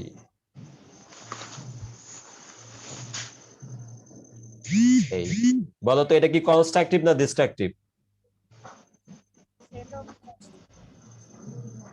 এটা কনস্ট্রাকটিভ। এখানে কয়টা তরঙ্গ দৈর্ঘ্য লাগলো? দুইটা স্যার, কয়টা? দুইটা তো। দুইটা, হ্যাঁ। তাহলে এটাও কিন্তু কনস্ট্রাকটিভ ইন্টারফেয়ারেন্স, দুইটা কোথাও তিনটা।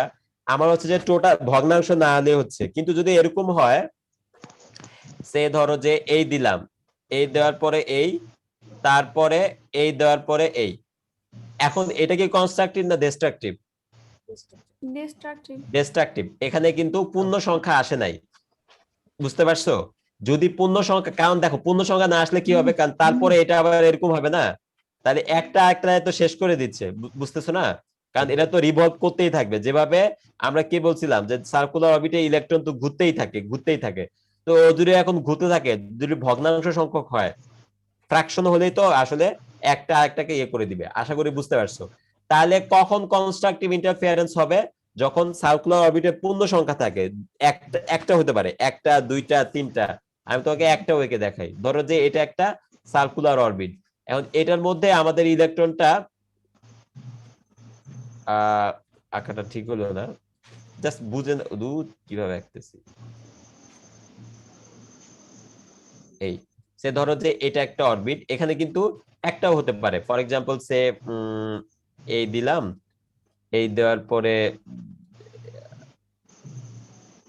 আর কিভাবে এই, আরেকটা হচ্ছে ধরো যে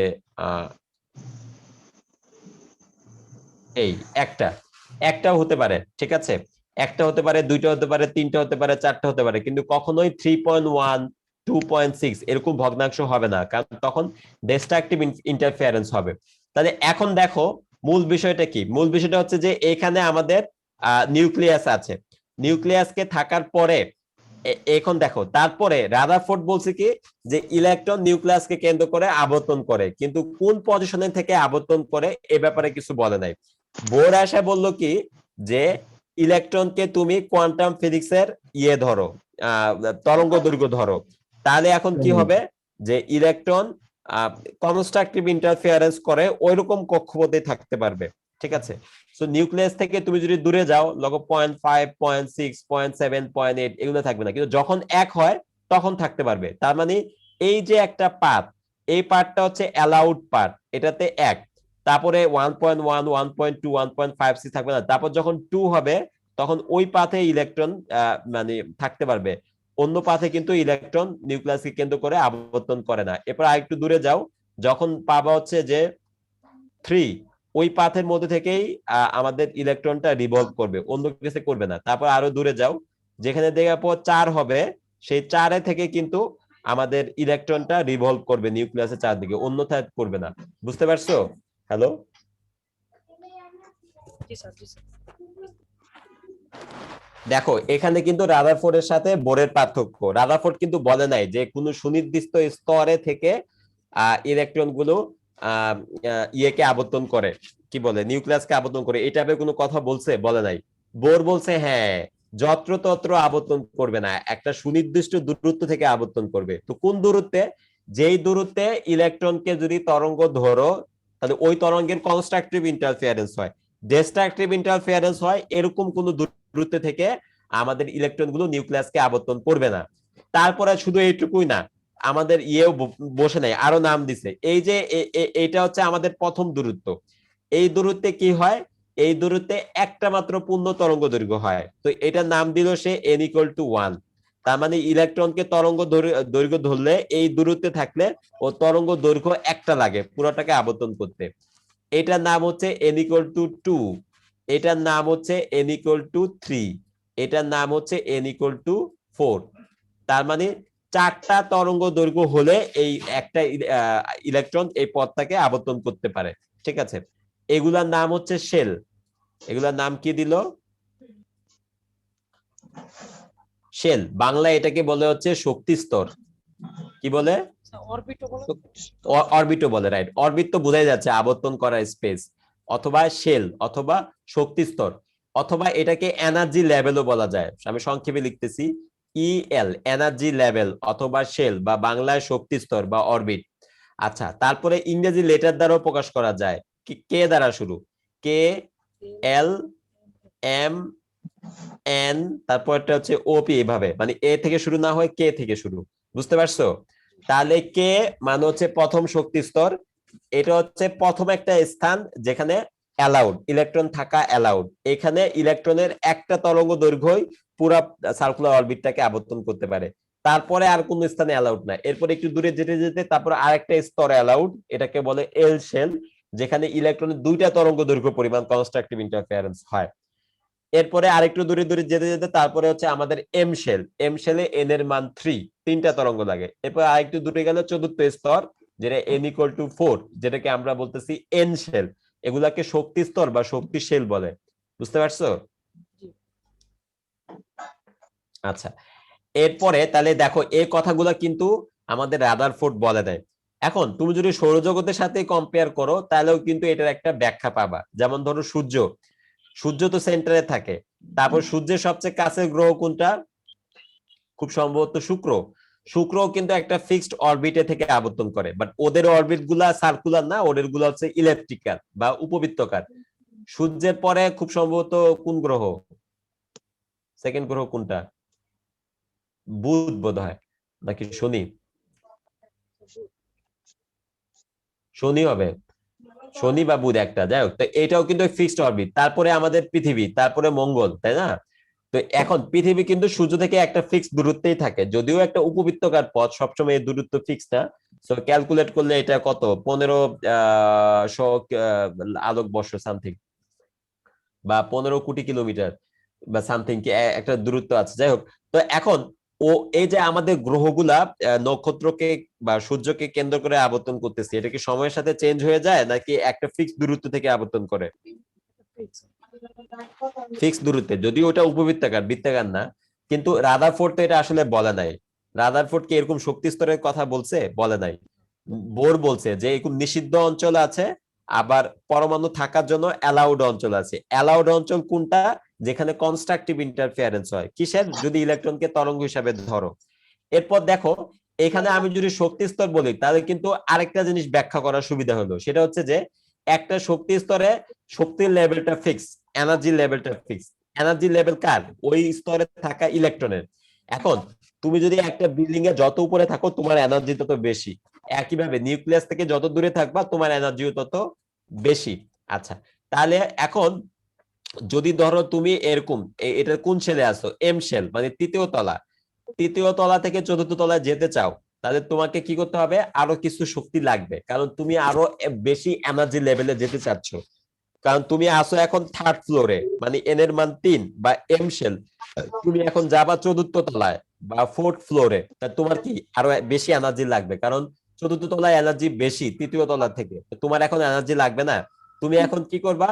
ফোটন অ্যাবজর্ব করবা। তুমি যদি ফোটন অ্যাবজর্ব করো তাহলে তোমার এনার্জিটা বাড়বে। এই এনার্জি পাওয়ার পরে লাভ দিয়ে তুমি উপরে স্তরে যেতে পারবা, আদারওয়াইজ যেতে পারবা না। বুঝতে পারছো? হ্যালো? জি জি স্যার। আচ্ছা, এখন এই এনার্জিটা কিন্তু পার্থক্য। এই এস নিউটা কি? এস নিউটা হচ্ছে এইটার এনার্জি আর এইটার এনার্জির পার্থক্যের সমান। বুঝতে পারছো? তাহলে এখন আমাদের বড় কোনটা? বড় হচ্ছে 4 নম্বরটা। তাহলে আমরা বলবো 4 নম্বরের এনার্জির স্তর মাইনাস 3 নম্বর এনার্জি স্তর। তাহলে কি হলো? দুইটা এনার্জি স্তরের পার্থক্য। এই দুই এনার্জি স্তরের পার্থক্যটাই হচ্ছে আমাদের এস নিউ। তাহলে দুই এনার্জি স্তরের পার্থক্য পরিমাণ এস নিউ শক্তি বহন করে এরকম একটা ফোটন যদি একটা ইলেকট্রন অ্যাবজর্ব করে তাহলে সে লাফ দিয়ে উপরের স্তরে যেতে পারবে। বুঝতে পারছো? এখন ধরো আবার অন্য উল্টা কিছু পসিবল, ধরো তুমি 3 তলায় আছো, তুমি এখন 2 তলায় যেতে চাও, ঠিক আছে? এখন 3 তলার এনার্জি বেশি 2 তলা থেকে, তাই না? তো তোমাকে এখন কি করতে হবে? শক্তি অ্যাবজর্ব করবা না বিকরণ করবা? বিকরণ করবা। তাহলে এই যে বিকরণ করতেছো, এই যে এই বিকরণটাও কিন্তু এস নিউ আকারে শক্তিটা বের হয়ে যাবে। এই শক্তির মান কত? এখানে লিখি, এই শক্তির মান হচ্ছে 3 নম্বরটা মাইনাস 2 নম্বরটা। তা তাহলে 3 থেকে 2 বাদ দিলে যে শক্তিটা এটা কিন্তু বের হয়ে যাচ্ছে, আর 4 থেকে 3 বাদ দিলে যে শক্তিটা সেটা তুমি লাফ দিয়ে উপর স্তরে গেলে শক্তি নিতে হবে। আবার এই যে পাশের স্তর তাও না, এটাও পসিবল, 2 থেকে 4 নম্বর স্তরে যাও পসিবল। বুঝতে পারছো?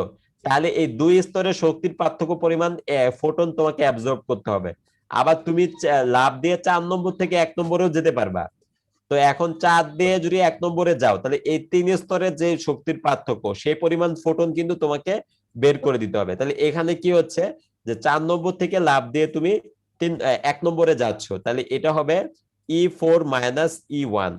ঠিক আছে, তাহলে এটা একটা এনার্জি না, এই এনার্জির পার্থক্য হচ্ছে h নিউ। তা সেটাকে এখন তাহলে এই যে এই নিউটা কিন্তু তাহলে আলাদা হচ্ছে, নিউ মানে হচ্ছে ফ্রিকোয়েন্সি। তো এখন দেখো তুমি যখন এক স্তর থেকে অন্য স্তরে যাচ্ছ, শক্তির পার্থক্যটাও ভিন্ন, আর পার্থক্য ভিন্ন হলে ফ্রিকোয়েন্সিও ভিন্ন, ফ্রিকোয়েন্সি ভিন্ন হলে আলোর কালারও ভিন্ন হয়ে যায়। এই জন্যই আমরা বর্ণালীতে ভিন্ন ভিন্ন কালার দেখতে পাই, যেমন ধরো যে এরকম বর্ণালীতে ভিন্ন ভিন্ন কালার দেখতে পাই। ঠিক আছে, তো এখন যেসব অ্যাটমের ইলেকট্রনের সংখ্যা বেশি, ওদের জন্য লাফ দিয়ে এক স্তর থেকে অন্য স্তরে যাওয়ার প্রবাবিলিটিও বেশি। এই জন্য বেশি অ্যাটম বিশিষ্ট অ্যাটমের বর্ণালীটা একরকম হয়, আর যেটার জন্য ইলেকট্রন কম সেটার বর্ণালীও একরকম, অন্যরকম। বুঝতে পারছো? স্যার শুনতে পাচ্ছেন? হ্যাঁ শুনতে পাচ্ছি, বলো। এখানে যে ব্লু কালার আছে, ব্লু কালারের ক্ষেত্রে এনার্জিটা কিরকম হবে? কম না বেশি? হ্যালো, স্যার ব্লু কালারের ক্ষেত্রে এনার্জিটা কম না বেশি হবে?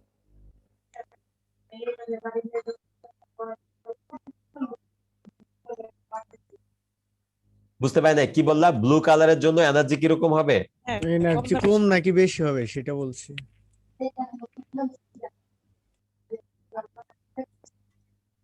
ব্লু কালারের জন্য চিকন না বেশি, সেটা আমি বুঝতে পারি না কোশ্চেনটা। তার ব্লু কালারের জন্য এনার্জি বেশি হবে নাকি কম হবে এই কোশ্চেন? এনার্জি বেশি হবে। আচ্ছা, ফ্রিকোয়েন্সি, এখন আমি যতদূর জানি যে ব্লু কালারের ফ্রিকোয়েন্সির মান বেশি, তরঙ্গ দৈর্ঘ্যের মান কম, আর লাল কালারের তরঙ্গ দৈর্ঘ্যের মান বেশি, ফ্রিকোয়েন্সির মান কম, অ্যাজ ফার আই নো। তো এখন যদি এখানে এনার্জির মানটা বেশি হয়, তাহলে নিউর মানটা বেশি হবে, নিউর মান বেশি হলে মানে ফ্রিকোয়েন্সির মান বেশি হলে ওই ফ্রিকোয়েন্সির যে কালারটা থাকে, খুব সম্ভবত নীল কালার বা ব্লু কালারের ফ্রিকোয়েন্সির মান বেশি, তরঙ্গ দৈর্ঘ্যের মান কম থাকে, অ্যাজ ফার আই নো। ঠিক আছে, আর কোনো বিষয়? আচ্ছা, তাহলে আমরা এই কনসেপ্টটা বুঝতে পারলাম। ওকে, আমি যখন থামবো তারপরে কোশ্চেন করো, আর আমি পড়ানোর সময় কোশ্চেন করলে তো ওভারল্যাপ হয়ে যাচ্ছে। আর তোমরা এমনিতে মিউট করে রাখো, যখন কোশ্চেন করবা তখন আনমিউট করো।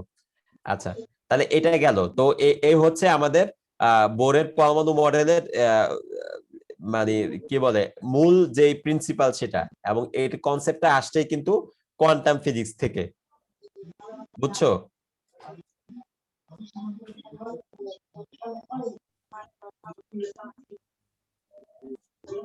দেখো যে এখানে কিন্তু ওই কথাগুলো আসছে যে এই যে যেটা বলতেছিলাম, কনস্ট্রাকটিভ ইন্টারফেয়ারেন্স, ডিস্ট্রাকটিভ ইন্টারফেয়ারেন্স, এখানে দেখো মিলে নাই। তো না মিললে কি হবে, এটা যখন রিভলভ করতে থাকবে তাহলে এটা হবে না। সো এটা হচ্ছে ডিস্ট্রাকটিভ ইন্টারফেয়ারেন্স, এখানে মিলে গেছে, সো এটাকে আমরা বলতেছি কনস্ট্রাকটিভ ইন্টারফেয়ারেন্স। আর এই যে ইলেকট্রনের দ্বৈত নীতি, যে ওয়েভ হিসাবে কাজ করে আবার কখনো পার্টিকেল হিসাবে কাজ করে, এটা ডি ব্রগলিওর ইকুয়েশন থেকে আসছে।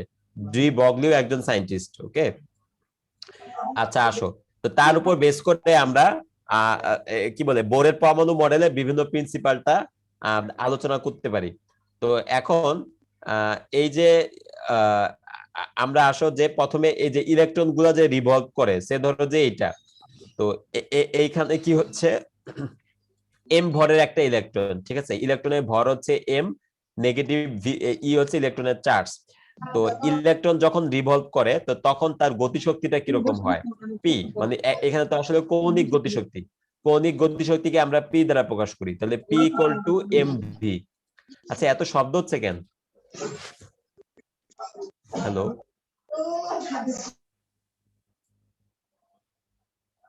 হ্যাঁ ঠিক আছে, তাহলে কৌণিক গতিশক্তি, কৌণিক গতিবেগ P equal to M V. তাহলে এই এম ভি মানে হচ্ছে আমাদের এটাকে কি বলবো, যে এম ভি, তো তাহলে এইচ বাই ল্যামডা। ঠিক আছে, এটাকে দুই ভাবে বলা যায়, যে পি মানে হচ্ছে এম ভি বলা যায়, অথবা এইচ বাই ল্যামডা বলা যায়। যদি তুমি এটাকে পার্টিকেল ধরো তাহলে কৌণিক গতিবেগ হচ্ছে এমভি, তোমাদের ফিজিক্সে গতিসূত্র চ্যাপ্টারের মধ্যে এটা ছিল। আর যদি তরঙ্গ ধরো তাহলে তরঙ্গের যেটা কৌণিক গতিসূত্র গতিবেগ হচ্ছে এইচ বাই ল্যামডা, ল্যামডা না, হ্যাঁ এইচ বাই ল্যামডা। তাহলে এইচটা কি? এইচটা হচ্ছে প্লাঙ্কের কনস্ট্যান্ট, নাম শুনছো ম্যাক্স প্লাঙ্কের কনস্ট্যান্ট, খুব সম্ভবত এটার মান হচ্ছে 6.36 ইন্টু 10⁻⁻36। তোমরা কি প্লাঙ্কের কনস্ট্যান্টের নাম শুনছো? জি স্যার শুনেছি। এটা কিন্তু ছিল, আর এটা যদি মনে না থাকে তাও সমস্যা নাই, সায়েন্টিফিক ক্যালকুলেটরে কনস্ট্যান্ট চ্যাপ্টার ইয়ের মধ্যে এটা মান দেয়া আছে, প্লাঙ্কের কনস্ট্যান্ট। আর ল্যামডা হচ্ছে যদি তরঙ্গ হিসাবে ধরো তার তরঙ্গ দৈর্ঘ্য। তার মানে আমরা একটা দেখতে পেলাম সেটা হচ্ছে যে, আর পি মানে হচ্ছে কৌণিক গতি ভরবেগ, ভরবেগ, ভর ইনটু বেগ, ভরকে বস্তুর ভরের সাথে বেগ গুণ দিলে ভরবেগ পাওয়া যায়। তো পার্টিকেল হিসাবে ধরলে ভরবেগ মান হচ্ছে এমভি, আর যদি তোমরা এটাকে ওয়েভ হিসাবে ধরো তাহলে ভরবেগ মান হচ্ছে এইচ বাই রো। বুঝতে পারছো? সরি রো না, এটা হচ্ছে ল্যামডা, এইচ বাই ল্যামডা। এখন এইচ বাই ল্যামডা, আচ্ছা ঠিক আছে। তো ল্যামডা যেটা 2πr/n, 2πr/n। আচ্ছা, তো এখন এখানে একটা ব্যাখ্যা দেওয়া দরকার, সেটা হচ্ছে যে এই ল্যামডাটা হচ্ছে আমাদের তরঙ্গের তরঙ্গ দৈর্ঘ্য। এখন আমরা যেটা বলতেছিলাম যে কোনো ইয়ের জন্যই, যে কোনো আমাদের সার্কুলার অরবিটের জন্যই, সেই অরবিটটা কি ছিল যে এখানে আমাদের অফকোর্স কনস্ট্রাকটিভ ইন্টারফেয়ারেন্স হওয়া লাগবে। তার মানে হচ্ছে যে এন ল্যামডা মানে হচ্ছে এটার কিসের সমান হওয়া লাগবে? এটার বৃত্তের বা সার্কুলার অরবিটের পরিধি মানে হচ্ছে টুয়াইস পাই আর, আর এর নিচে আমি এখানে এন দিলাম। আর মান হচ্ছে ব্যাসার্ধ। আমরা সবাই জানি যে বৃত্তের পরিধি হচ্ছে 2πr, মনে আছে না ভুলে গেছো? বৃত্তের পরিধি, হ্যালো, জি স্যার মনে আছে। 2πr। তো এখন ধরো এন মান হচ্ছে আমাদের প্রথম কক্ষপথ, তাহলে প্রথম কক্ষপথের জন্য ব্যাসার্ধ হবে 2πr1, আর1 মান হচ্ছে প্রথম কক্ষপথের ব্যাসার্ধ, তাহলে 2πr1 গুণ করলে প্রথম কক্ষপথের পরিধি পাবা। তো এন এর মান 1 হলে একটা মাত্র ল্যামডা, এন এর মান যদি 2 হয় তার মানে আমরা দ্বিতীয় কক্ষপথ বা দ্বিতীয় শেল বা দ্বিতীয় অরবিট বা দ্বিতীয় শক্তি স্তরে আছি। তাহলে 2 lambda equal to twice pi r two, r two মানে হচ্ছে দ্বিতীয় কক্ষপথে আমাদের ব্যাসার্ধ, ইলেকট্রনের দ্বিতীয় কক্ষপথের ব্যাসার্ধ। বুঝতে পারছো? এই জন্য আমি সাবস্ক্রিপ্ট হিসাবে নিচে লিখলাম, সাবস্ক্রিপ্ট হিসাবে নিচে লেখা যায় এটা।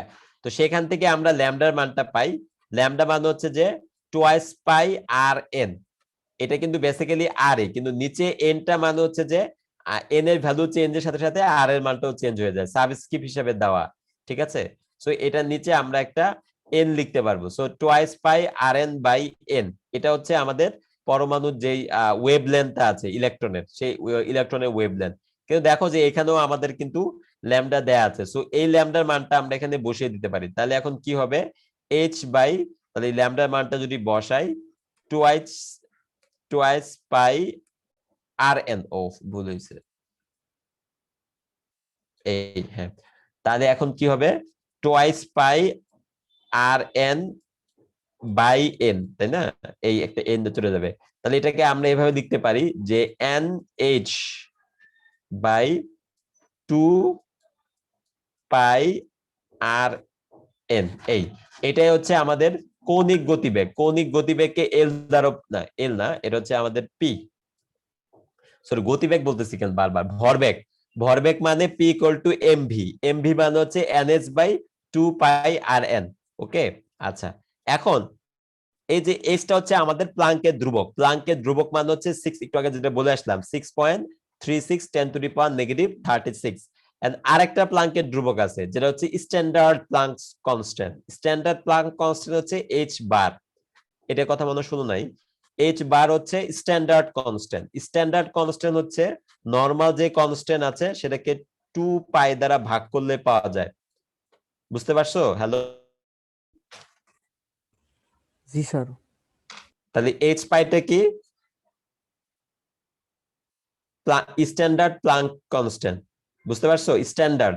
আচ্ছা, তাহলে এখন দেখো এখানে আছে NH divided by 2 pi R N, তাহলে এটাকে আমরা লিখতে পারি এন এইচ বার, ঠিক আছে, তার মানে স্ট্যান্ডার্ড কনস্ট্যান্ট এই বাই 2 পাই তো মাউসে লেখাও যায় না এই, তাহলে এটাকে আমরা বলতে পারি যে এন এইচ বার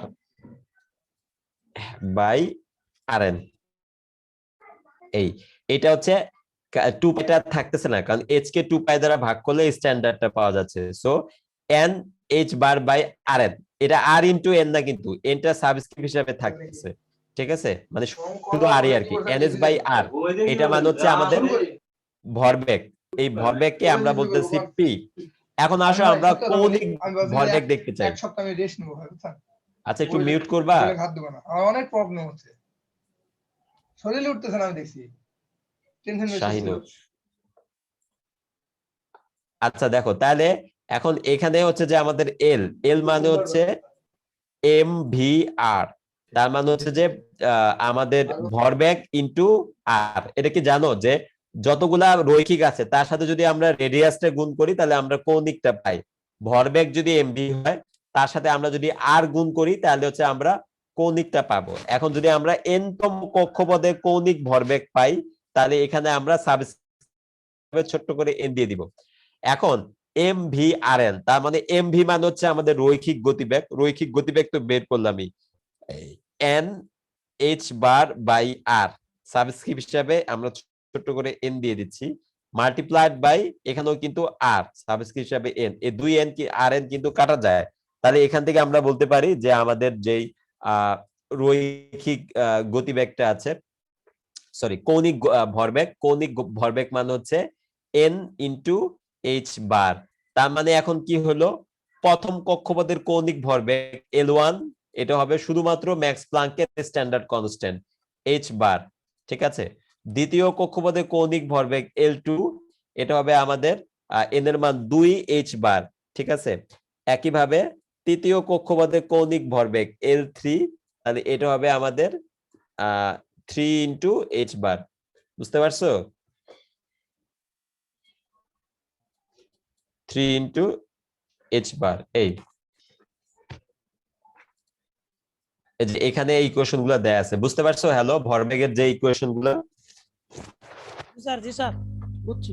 আচ্ছা, তো তারপরে এটা সহজই ছিল, আমি তো মাউসে করছি, একটু সময় লাগছে। আচ্ছা, তাহলে এখন এখানে দেখো যে আমরা একটু প্রিন্সিপালের দেখি যে ইলেকট্রনটা রিভলভ করতেছে। এই ইলেকট্রন কখনো কখনো এটাকে আমি পার্টিকেল ধরতেছি, কখনো কখনো এটা আমরা ওয়েভলেন্থ ধরতেছি, যখন যে বৈশিষ্ট্য ব্যাখ্যা করার দরকার হয়, ঠিক আছে। এখানেই হচ্ছে কোয়ান্টাম ফিজিক্সের মজা। যদি পার্টিকেলে না পারা যায় তাহলে ওয়েভ দিয়ে ধরলেও কিন্তু ব্যাখ্যা করা যায়, আবার ওয়েভ দিয়ে পারতেছো না তখন পার্টিকেল হিসাবে ধরো, ঠিক আছে।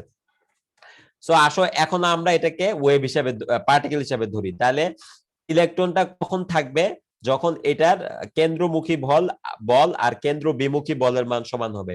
তো কেন্দ্রমুখী বলের মান হচ্ছে কি, কেন্দ্রমুখী বল হচ্ছে কুলম্বের সূত্র, আমরা জানি কুলম্বের সূত্র হচ্ছে Q1 Q2 by r square, তাই না? এটা তাহলে এখানে আমাদের কেন্দ্রের চার্জ, ধরো যে আলোচনার সুবিধার জন্য এটা হিলিয়াম নিউক্লিয়াস, তার মানে এটার মধ্যে কেবলমাত্র একটা প্রোটন আছে, প্রোটনের চার্জও কিন্তু ইলেকট্রনের চার্জের সমান, পজিটিভ ই। আর এখানে এটা হচ্ছে একটা electron, so that is negative e. তো 2 ই হলে কি হবে, এটা ই স্কোয়ার, ঠিক আছে, e square by r square. So e square by r square হচ্ছে আমাদের কেন্দ্রমুখী বল, আর কেন্দ্র বিমুখী বল কি, m V square by r. So এটাকে আমরা বলতে পারি m V square by r. এই, আর আমরা যদি এন তম কক্ষপথ বলি তাহলে সাবস্ক্রিপ্ট হিসাবে এখানে ছোট্ট করে একটা এন, এখানে ছোট্ট করে একটা এন দিয়ে দিতে পারবো। বুঝতে পারছো? ই স্কোয়ারটা অনেকটা ভি এর মতো হয়ে গেছে, বুঝতে তো সমস্যা হবে। এটা হচ্ছে ই স্কোয়ার, এবার মনে বোঝা যাচ্ছে, ঠিক আছে। M V square by E by R N square, বুঝতে পারছো? হ্যাঁ, আরেকটা হচ্ছে যে এই পাশে শুধু Q1 Q2 আর স্কোয়ার না, এখানে কিন্তু আমাদের কুলম্বের কনস্ট্যান্টও আছে, এটাকে বলে কে, এটা হচ্ছে কুলম্বের কনস্ট্যান্ট। এই কনস্ট্যান্ট মানে হচ্ছে, যদি ফিজিক্স বই পড়ো মনে থাকার কথা, 1/4 পাই এপসিলন নট, ঠিক আছে। এপসিলন নটটা হচ্ছিল আমাদের ইলেকট্রিক্যাল পারমিটিভিটি, তাহলে কে মান হচ্ছে 1/4 পাই এপসিলন নট। ঠিক আছে, মনে আছে? এই ইলেকট্রিক্যাল পারমিটিভিটির মান কত? এটা হচ্ছে 8.854 মানে কোয়ালিফাইড বেশি করে বুঝছেন ইন্টু 10⁻⁻12 এরকম ছিল। যাই হোক, তাহলে এটা হচ্ছে আমাদের কে। সো আমাদের এখানে কে কনস্ট্যান্টটা দিতে হবে কে। তো আমরা চাচ্ছি যে এখান থেকে আমরা রেডিয়াসটা বের করে ফেলবো। ঠিক আছে, সো রেডিয়াসটা বের করতে হলে আমাদের এখানে ভেলোসিটি বা ভি যেটা ছিল, ভি এর মানটা কিন্তু এখানে বসানো লাগবে। তো আসো যে ভি এর মানটা আমরা উপরে কি পাইছিলাম, এই যে আমরা কিন্তু এখান থেকে ভি এর মানটা বের করতে পারি NH বার বাই MR। তাহলে কিন্তু এই যে NH বার বাই MRN, এখান থেকে কিন্তু আমরা ভি এর মানটা পাই, ওই যে একটু আগে যেটা দেখে আসলাম। সো তাহলে আমাদের ভি মানে হচ্ছে যে এন, এই যে একটু আগে যেটা আমরা ভরবেগ থেকে বের করলাম, NH bar by NH bar into MRN, এটা হচ্ছে আমাদের ভেলোসিটি। এটা ছিল না, এই যে NH বার বাই M টা এই পাশে পাঠিয়ে দিলে MRN, এই যে NH বার ইন্টু MRN। তো এটা আমি এখানে দিলাম। তো এখানে কিন্তু আমাদের ভি স্কোয়ার আছে। সো তাহলে আমরা যদি এই মানটা এখানে বসাই তাহলে কি হবে? আচ্ছা, তাহলে এখন দেখো এখানে কি হচ্ছে, এখানে আছে কে ই স্কোয়ার। তো আমি উপরে লিখি কে ই স্কোয়ার। দেখো নিচে আছে একটা RN স্কোয়ার, সরি দুইটা মানে RN স্কোয়ার, আর এখানে আছে শুধু RN। সো আমি যদি হর আর লবকে দুই পাশে উভয় পক্ষে RN দ্বারা গুণ করি তাহলে এখানে একটা RN থাকবে। ঠিক আছে, আচ্ছা, ইন্টু এম, তাহলে ARN কাটা এম, আর এখানে আছে ভি স্কোয়ার, কিন্তু ভি স্কোয়ার এর মান হচ্ছে এইটা। সো এই মানটা এখানে বসায় দিতে হবে। সেটা কত? NH bar by MRN square. তাহলে ওই স্কোয়ারের মানটা আমরা এখানে দিয়ে দিলাম। ঠিক আছে, আচ্ছা, আরেকটা বিষয় হচ্ছে যে এই RN যেটা দিতেছি, এই RN কিন্তু সাবস্ক্রিপ্ট হিসাবে আসছে, এটা আবার গুণফল না, এটা আবার গুণ ভাই বা ভুল করে বসবা, এটা সাবস্ক্রিপ্ট হিসাবে ছোট হাতের RN। এই তো এখন যেটা হচ্ছে যে আমরা যদি স্কোয়ার মানগুলো বসাই তাহলে কি হবে? এখানে থাকতেছে কে ই স্কোয়ার, আর এখানে থাকবে হচ্ছে আমাদের RN, আর এনটা সাবস্ক্রিপ্ট, আর এখানে আমাদের এম ভর এন স্কোয়ার, তারপরে আর রইলো আমাদের এইচ বার স্কোয়ার, আর নিচে হচ্ছে আমাদের এম স্কোয়ার আর এন স্কোয়ার। এই উপরেও এম নিচেও এম, তাহলে আমরা একটা এম কেটে দিতে পারি। সো এই এমটা যদি কেটে দেই তাহলে হচ্ছে যে এখানে স্কোয়ারের মধ্যে স্কোয়ারের এটা থাকবে না। ঠিক আছে, শুধু এম হবে, পাশে আমাদের শুধু এম রইলো। আচ্ছা, তাহলে এখন দেখো এই RN স্কোয়ার কে আমি এইখানে পাস করে দিতে পারি, এটা অনেকটা বজ্র গুণনের মতো আর কি। তাহলে এখন কি হবে? এখানে RN স্কোয়ার, নিচে হচ্ছে RN, আর এ পাশে থাকবে হচ্ছে আমাদের n square h bar square, আর এখানে হচ্ছে এম কে স্কোয়ার। এই আবার একই কথা, উপরে RN স্কোয়ার, নিচে RN স্কোয়ার। সো নিচেরটা আমরা কেটে দিতে পারি, কেটে দিলে এখানে শুধুমাত্র একটা RN থাকবে। এটাই আমরা চাচ্ছিলাম যে পরমাণুর যে রেডিয়াস, সেই রেডিয়াস RN। তাহলে এই রেডিয়াস RNটা কিন্তু আমরা এভাবে পাই n square h bar square m into k square. তাহলে এখন এখানে কনস্ট্যান্ট টার্ম গুলোকে আমরা একসাথে রাখি। কনস্ট্যান্ট টার্ম গুলো কি? একটা হচ্ছে এই পাশে এইচ বার স্কোয়ার, আর একটা হচ্ছে আমাদের এম কে ই স্কোয়ার। এইগুলো হচ্ছে আমাদের কনস্ট্যান্ট টার্ম। কনস্ট্যান্ট গুলো একসাথে রাখলাম। ভেরিয়েবল হচ্ছে আমাদের এন স্কোয়ার, এটাকে এইভাবে রাখলাম, আর এটা হচ্ছে আমাদের রেডিয়াস RN। এখন এইচ বার প্লাঙ্কের কনস্ট্যান্ট আমরা জানি, সরি স্ট্যান্ডার্ড কনস্ট্যান্ট। এম ইলেকট্রনের ভর, এটার মান হচ্ছে 9.1 × 10⁻⁻31। কে হচ্ছে কুলম্বের কনস্ট্যান্ট, ই হচ্ছে চার্জ। এই সবগুলো যেহেতু কনস্ট্যান্ট, তো এই সব কনস্ট্যান্ট মিলে এটাকে একটা কনস্ট্যান্ট বলা যায়, যেটাকে আমরা এ নট বলতে পারি। তাহলে এ নট এন স্কোয়ার হচ্ছে আমাদের এটা RN। তো আমরা চাইলে এখানে মান বসাতে পারি, যেমন এন এর মান, তাহলে কক্ষপথে বোরের রেডিয়াস, যেমন হাইড্রোজেন অ্যাটম, সেই ক্ষেত্রে আমাদের রেডিয়াস R1 হচ্ছে কত? শুধু এ নট। আর আমাদের দিতে হয় তাহলে 2 স্কোয়ার 4, তাহলে এবার হবে আমাদের 4 এ নট। দেখছো, যদি আমাদের 3 হয় তাহলে আর এর মান 3, তাহলে এবার আমরা পাচ্ছি 9 a0। তাই দেখো বোরের পরমাণু মডেল শুধুমাত্র এটা বললো না যে ইলেকট্রন গুলো যেখানে কনস্ট্রাকটিভ ইন্টারফিয়ারেন্স হয় সেখানে থেকে নিউক্লিয়াসকে আবর্তন করে, এর বাইরে এটা একদম এক্স্যাক্টলি কত দূরত্ব থেকে আবর্তন করে সেটার মানও কিন্তু বলে দিতে পারতেছে। এখন তুমি যদি এই কনস্ট্যান্ট গুলোর মান বসাও তাহলে a0 এর মান কিন্তু একদম এক্স্যাক্টলি আগে যেভাবে বের করছিলাম 10⁻⁻10 মিটার রেঞ্জের মধ্যে পাবা। ঠিক আছে, বুঝতে পারছো? হ্যালো, জি স্যার। এতো তা তো হয়ে গেল যে দেখো যে এখানে জাস্ট সিম্পলি একটা সিম্পল প্রিন্সিপাল যে কেন্দ্রমুখী বল আর কেন্দ্র বিমুখী বল সমান, এটা অ্যাপ্লাই করে কিন্তু আমরা রেডিয়াসটা বের করে ফেলতেছি। তো রেডিয়াসটা বের করে ফেলে r(n)a0 এক্সাক্ট না 0.53। দেখো আমি 10⁻10 মিটার বলতেছি, এখানে কিন্তু 10⁻8 সেন্টিমিটার। সেন্টিমিটার মানে নিজেই 10⁻2। তো এটা ক্যালকুলেশন করলে 10⁻10 নিয়ে আসবে। 1 বলছিলাম, 1 বলাটা ঠিক হয় না, এটা আসলে 0.53। তাহলে আমাদের প্রথম যে কক্ষপথটা সেটা আসলে 1 অ্যাংস্ট্রম না, 0.53 অ্যাংস্ট্রম। 0.53 অ্যাংস্ট্রম, ঠিক আছে। অ্যাংস্ট্রম মানে 10⁻10 মিটার অথবা 10⁻8 বললে সেন্টিমিটার বলতে হবে। এটা হচ্ছে বোরের রেডিয়াস। আচ্ছা, তাহলে এখন দেখো যে রেডিয়াস গুলা কিভাবে বাড়ে। প্রথম রেডিয়াস এইটা, তাহলে দ্বিতীয় রেডিয়াস কত, মানে দ্বিতীয় কক্ষপথের ব্যাসার্ধ কত হবে?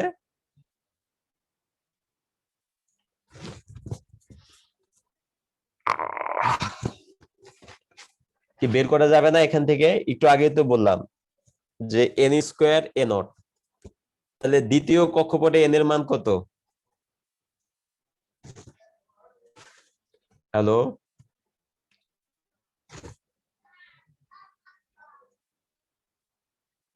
তোমরা কি আসো না ঘুমায় পড়ছো? স্যার আছে তো। হ্যাঁ হ্যাঁ, দ্বিতীয় কক্ষপথে n এর মান 2 না, আমি তো দ্বিতীয় কক্ষপথ। তাহলে n² মানে 2², 2² মানে 4, 4 a0, 4 গুণ 3 নম্বরটা হচ্ছে 9 গুণ।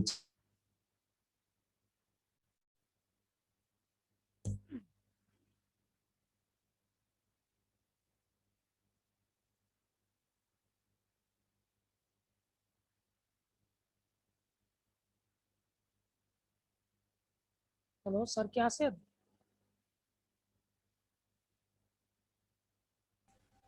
না, মনে হয় প্রবলেম হয়েছে, ভাই, নেট চলে গেছে। ভালো হয়েছে। নেট চলে গেছে হয়তো। এমনি পড়াইতেছে তো মাথা ঘুরাইতেছে আমার। আচ্ছা, আসবে স্যার, মনে হয় আসবে, ওয়েট করো। হ্যালো, আসসালামু আলাইকুম। ওয়ালাইকুম আসসালাম। ওয়ালাইকুম আসসালাম। স্যার কি প্রেজেন্ট নিছে? এখনো নেয়নি, সম্ভবত শেষে নিবে।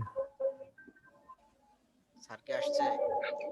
আচ্ছা, আমরা তো নেটের জন্য আগের ক্লাসের প্রেজেন্টটা দিতে পারিনি, এই ক্লাসে বললে কি দিয়ে দিবে নাকি? হ্যাঁ হ্যাঁ, দিয়ে দিবে। স্যারকে বললেন। ওকে, ঠিক আছে। স্যার কি সবার লাস্টে প্রেজেন্ট নেবে? হ্যাঁ, শেষে প্রেজেন্ট নেবে। গত ক্লাসে কখন নিছিল? গত ক্লাসে মেবি শেষে নিছিল, 8টা মতো ক্লাস হয়েছিল। আচ্ছা, ঠিক আছে, ধন্যবাদ অনেক। ওয়েলকাম। Most welcome. সাগর ভাই, হ্যাঁ, হৃদয় রাজ বংশী। আমি তো এই যে যে ক্লাসটা হলো, ক্লাসে মানে ঠিক বুঝতে পারলাম না এটা, মানে এটা কি কোনো পিডিএফ দিবে স্যার? যেগুলা পড়াইতেছে সেগুলো পিডিএফ দিয়ে দিবে গ্রুপের ভিতরে। ওই হোয়াটসঅ্যাপ গ্রুপ আছে না, ওখানে তো অ্যাড আছে, তাই না? হ্যাঁ হ্যাঁ, হোয়াটসঅ্যাপ গ্রুপ। হ্যাঁ, ওখানে দিয়ে দিবে। পিডিএফ তো দিছে অলরেডি একটা ক্লাসের। হ্যাঁ, গত ক্লাসের পিডিএফটা দিছি। হ্যাঁ, গত ক্লাসে শীটটা পাইছি, কিন্তু এই ক্লাসেরও পিডিএফ তো অনেক বড় ভাই, সবগুলা কি পড়াইছিল? পিডিএফ ভাই আমি খুলে দেখি নাই। আমি আজকে একটু খুলে দেখলাম তো অনেক বড়। অনেক বড়, মানে ঠিক বুঝতেছি না ওরে। আমার তো মনে হচ্ছে এটা মানে মেবি সব পড়ায় না। ক্লাসের মতো লাগতেছে। এত কিছু মান তো ফিজিক্সে পড়ি নাই এর আগে। মাথা পুরো আওলা দিতেছে। ভাই মাথায় পানি দিয়েছি তো। এই প্রান্ত ভাই। হ্যাঁ ভাই, পানি দিলেও ঠান্ডা হবে। ভাই, এত লং করলে তো বোঝা যাবে না। শর্ট করা দরকার ইঞ্জির সাথে জব করেন না, তারপর সুমিতদার সাথে, বুঝি নাই। মানে আপনি হ্যালো গাজীপুর ব্যাক্সিমকো কোম্পানিতে তো জব করেন তাই না নাকি? না না না না,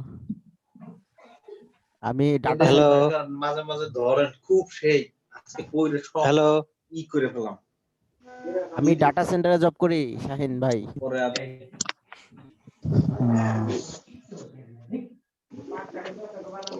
না, আপনি মনে হয় মিঞ্জুর সাথে ছিলেন কিছুদিন, মানে এক ফ্ল্যাটে থাকছেন। আমি পারবো না, আমি কোনো কথা বলবো না কিন্তু আমি অপশন কিছু দেবো না, কোনো হচ্ছে কিছু আমার- লাগবে না, এর অপশন লাগবে না। বঙ্গভঙ্গ রোধ করছে, তাই না? এটাতে কেস ছিল কতজনের নামে? কতজনের নামে কেস ছিল? কত? আমার কাছে মনে আসছে না। 11 জন। এটা কেজ নাই, আগের তোমার সাথে মনে হয় এটাতে কেস ছিল। বঙ্গভঙ্গ কেস হয়েছিল কতজনের কেস? না, এটা তো আসলে শুনতাম না। ভিতরে আছে, ডিস্ক আছে, আলোচনা আছে। বঙ্গবন্ধু রোধ হয় কথা হলে এটা তো আপনি ইসেই পাচ্ছেন, বিসিসে পাচ্ছেন, কিন্তু এর ডিটেইলস তো পড়ে নিতে আপনি। ডিটেইলস পড়লে তারপরে আর আসলে তারা রিকোয়েস্ট করে যে স্যার হইছে মাথা জাগরণ করেছেন আর করে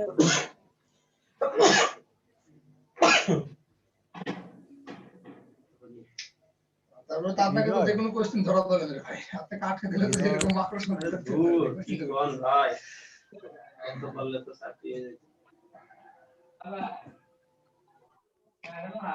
হ্যালো হ্যালো, আসছেন। হ্যালো জি স্যার, হ্যালো আসি আমরা। এই যে কোনো কথা বলে না, শোনা যায় না। হ্যাঁ আসছি, আমার এখন হচ্ছে স্ক্রিন দেখা যাচ্ছে। রোজ ডাকতেছে, জি স্যার, স্ক্রিন দেখা অনেকে কথা বলছে, আবার নতুন করে ঢুকি কিসে জুমে তুমি ক্লাস চলতেছে কোনটা করেন টেস্টি বানাতে।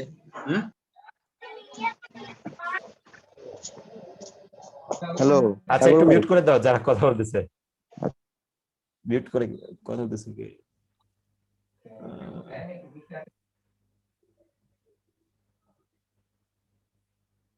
হ্যাঁ এখন ঠিক আছে, সবাই শুনতে পাচ্ছ আমার কথা? জি স্যার। আচ্ছা ওই ইয়েতে একটু প্রবলেম হয়েছে, যাই হোক একটু বিরতি হয়ে গেল। স্যার ভালো হয়েছে কিন্তু। হ্যাঁ আমি ভাবলাম যে আমার রাউটারও দেখি একটু বিশ্রাম দেয়। রাউটার বিশ্রাম নিতেছে, আমাদের মাথাও তো বিশ্রাম নিতেছে। অবশ্যই রাউটার এখন কাজ। আচ্ছা আচ্ছা আচ্ছা, যাই হোক তাহলে এখন যেটা হচ্ছে যে আবার শুনতে সমস্যা হলে আমাকে নক দিও। আমরা কোন পর্যন্ত আসছিলাম? যেটা বলতেছিলাম যে পরমাণুর যখন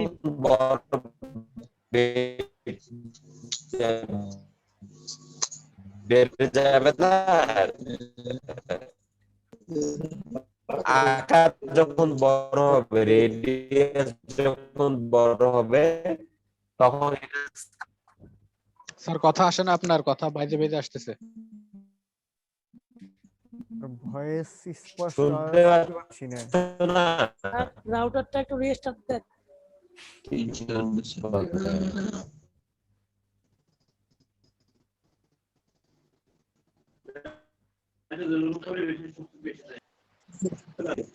কিসের সমস্যা?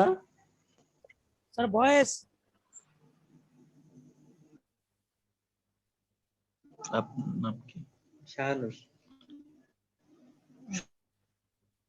হ্যালো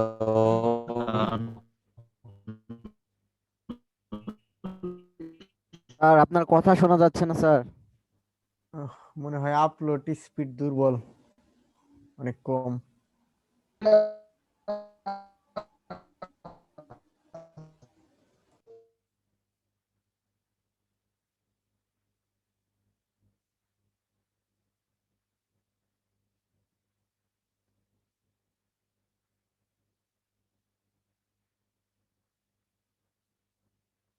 শেখ হাসান তুমি কি আসো?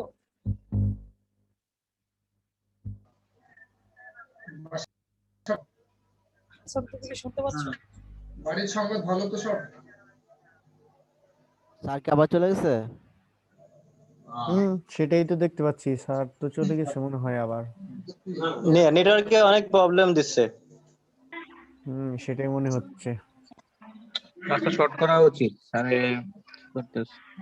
হ্যাঁ ই কাটা ভাই যা পড়াইছে যথেষ্ট পড়াইছে, থাকতা আজকে। স্যার আসলে বললেন সবাই। হ্যাঁ অবশ্যই।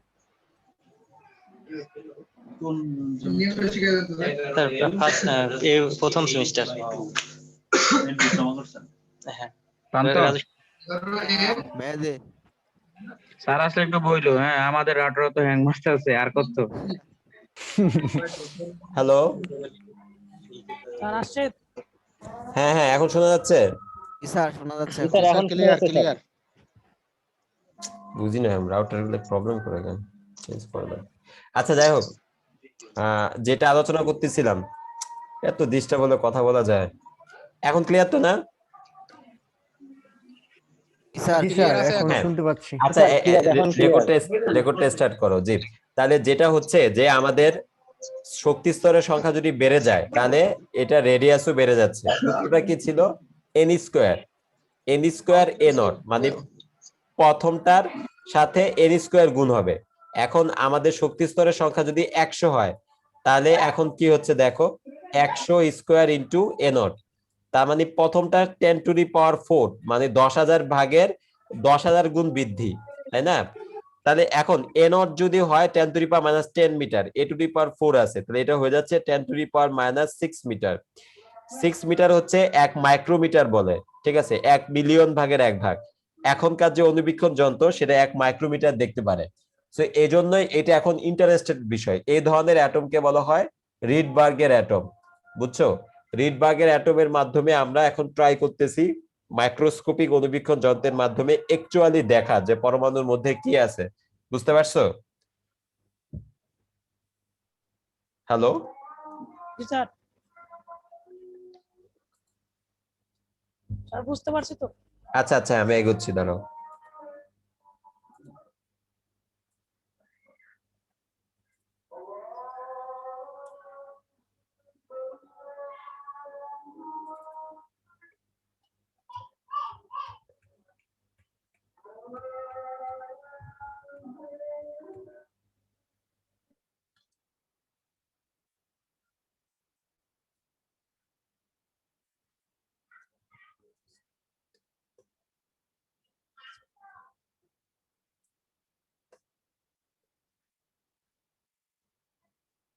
কোথায় গেল? একদম পেজ নাম্বারটা কত? 187। আচ্ছা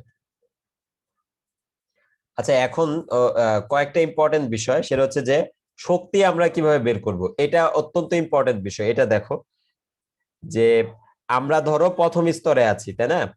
এই যে এন এর মান 1, তারপর দ্বিতীয় স্তর, তারপরে তৃতীয় স্তর। তো এখন কোন একটা স্তরে যে ইলেকট্রন থাকে তার এনার্জিটা আমরা কিভাবে বের করতে পারি? তো এনার্জি আমরা আগে বের করতাম, মনে আছে কিবা? সেটা